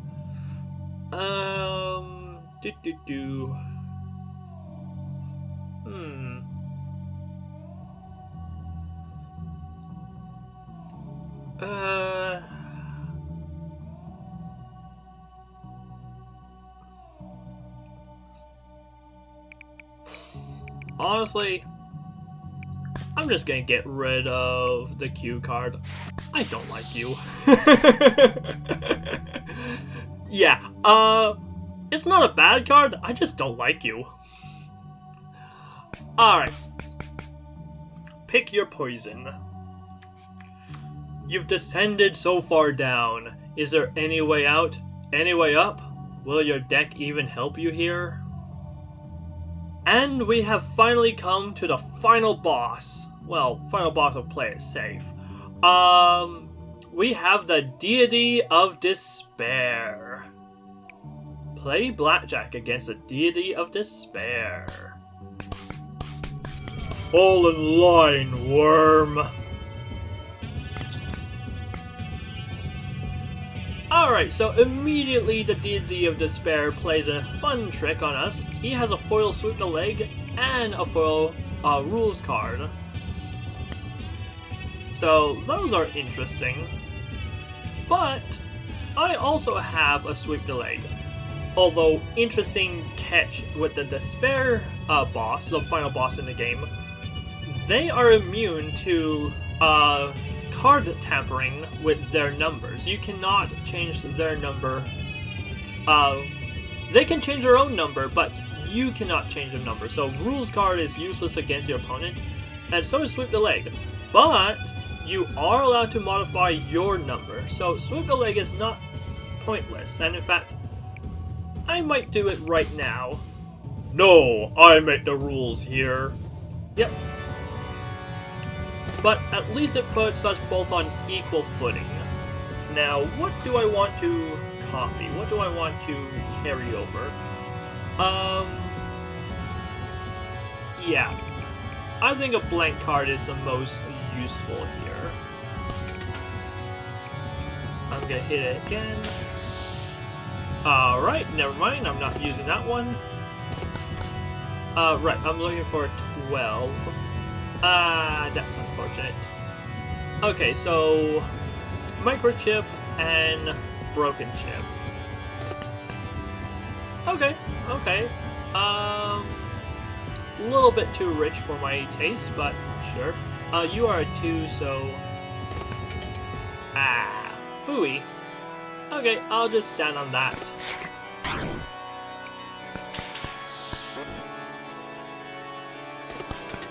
Okay, choose... I'm gonna go for a 7, give me slightly more options. Hello! And they have blackjack. But it's only hearts, so not a big deal.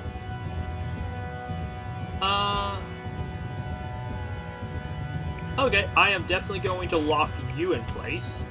You can be dangerous. 13... So I need a 9. Do I have a 9? No, but I do have a -10, and I do have 1 advantage, so... Yeah. Okay, thank you, yoink. Ah, the fool, I love you. Alright, so... right, what value are you? You're a 5. How did you get so low so quickly? Oh, well. Okay, never mind. No more Lightning of Four Kingdom, at least that one's dead. I still have 2 others. Because reasons. Okay, guess I'm taking Judgment back. It's fine, it doesn't matter. It only works on play, so... Yeah. Let's see, I need a 8, I believe? Yeah. Do I have an 8?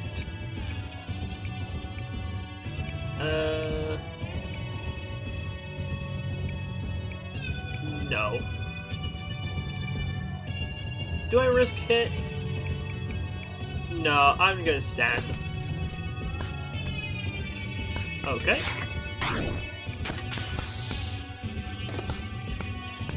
And we fool again!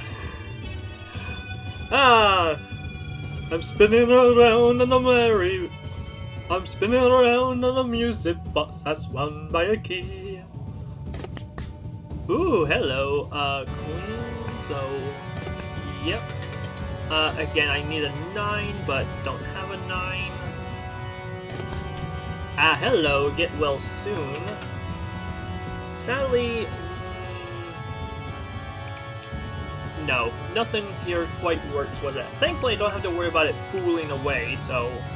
Yeah, 4. That's a 2. That's a 3. So, I'm just gonna stand on that. Alright. 10. Do I have a 12? I have an 11. Oh, 11 works. Yes. There we go. Bada bing, bada boom. Thankfully, I do have a way out. They rules card me. -10, is that enough? That puts me down to 18, yes. They have blackjack. Thankfully only a diamond blackjack, so no worries. do have Scratch, which will do 2 damage, but it won't foil their blackjack, so I think it's more valuable to keep it in hand on blackjack instead of throwing it away for a pointless blackjack, so I'll keep it. It does mean I take 4 damage, but whatever. Let's see. Oh, that is dangerous. Let's see.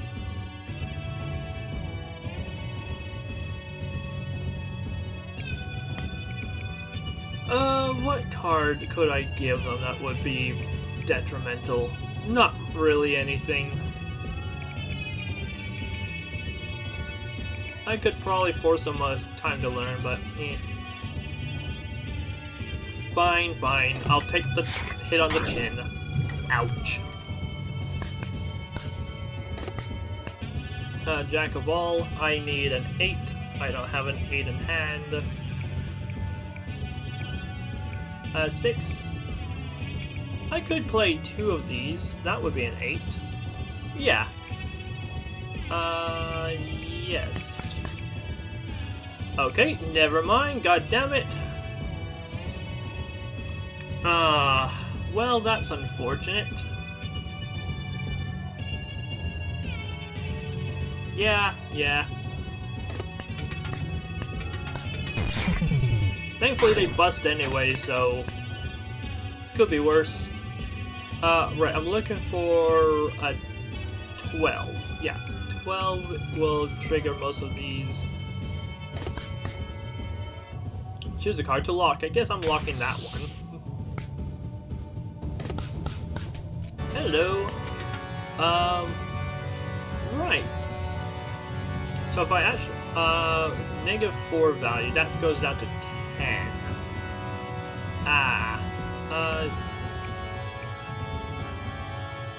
Actually, I could just, I could use 2 of my cards. 5. 3 and 5. There we go. This and that. Hello. Thank you very much. Oh, right. It only works if you exploit it. And then this card is discarded. Okay, never mind. Oh shoot, I was gonna... Never mind. Whatever. Actually, no, that works out perfectly. And I'm gonna play King of Kings. Thankfully they ruled themselves, which... And that's a victory! How interesting. You'll never defeat the obscenity of wealth that exists further on, though. Well, that'll be a challenge for another day. For now, victory! Victory. You defeated the deity, and yet the tavern remains. There is more to be done. Alright. And so this is the deck. Can I... Oh, interesting. I can click this or this. Okay, whatever. So yeah, this is my winning deck. Da, da, da, da. Yeah. 3 Lightnings of the Fourth Kingdom is pretty ridiculous. Like, I wasn't even planning on that, but like, cool. I got 3 memory cards, and I got 2 Communist Parties, and God, I don't know how many Communist Party cards I basically gave up. I'm like, nah, I don't need another one. And so, yeah. Let's just walk away. Basically, press your luck means just start a new run. But yeah, for now, let's return to the main menu. Alright. Alright, and so here are my current stats. Cards collected, 296 out of 307. So I am getting there. Still have a few left to go. Card stickers, 246 out of 1,535. The thing is... Okay, so... If I start a new run, and let's say I choose that deck, I have the option to either play it safe, double down, triple down, quadruple down, all in. Like, the higher I go on the ranking, the bigger the sticker is, the 1 becomes a 2, becomes a 3, etc. All the way up till it's a 5, which is shown by a star. And yeah. So those count as stickers. So a star would be worth 5 stickers, and so it's counted here. For now, I'm keeping everything playing it safe. I want to get the achievement first before I start going too crazy. Deck stickers, 12 out of 95. Total number of runs, this is my 34th run. Total wins, 14. Yeah, the game is tricky, but like, I've gotten a few wins under my belt. Largest winning deck, 88. Not bad. Smallest winning deck, 43. Still need to get that small deck achievement. Longest winning streak, 5. I was on a roll. Total winning blackjacks, 954. To be clear, when they say total winning blackjacks, they mean a blackjack that deals damage to your opponent. Regardless if it kills your opponent, it just needs to deal some level of damage. So, yeah. That was a little confusing at first. Favorite card, a booster pack. Hell yeah, the booster pack is definitely one of my favorites. That and memory card, those two are super powerful. And of course, Slay the Spire, or Terminate the Tower, whatever. Like, those are like my top 3 cards.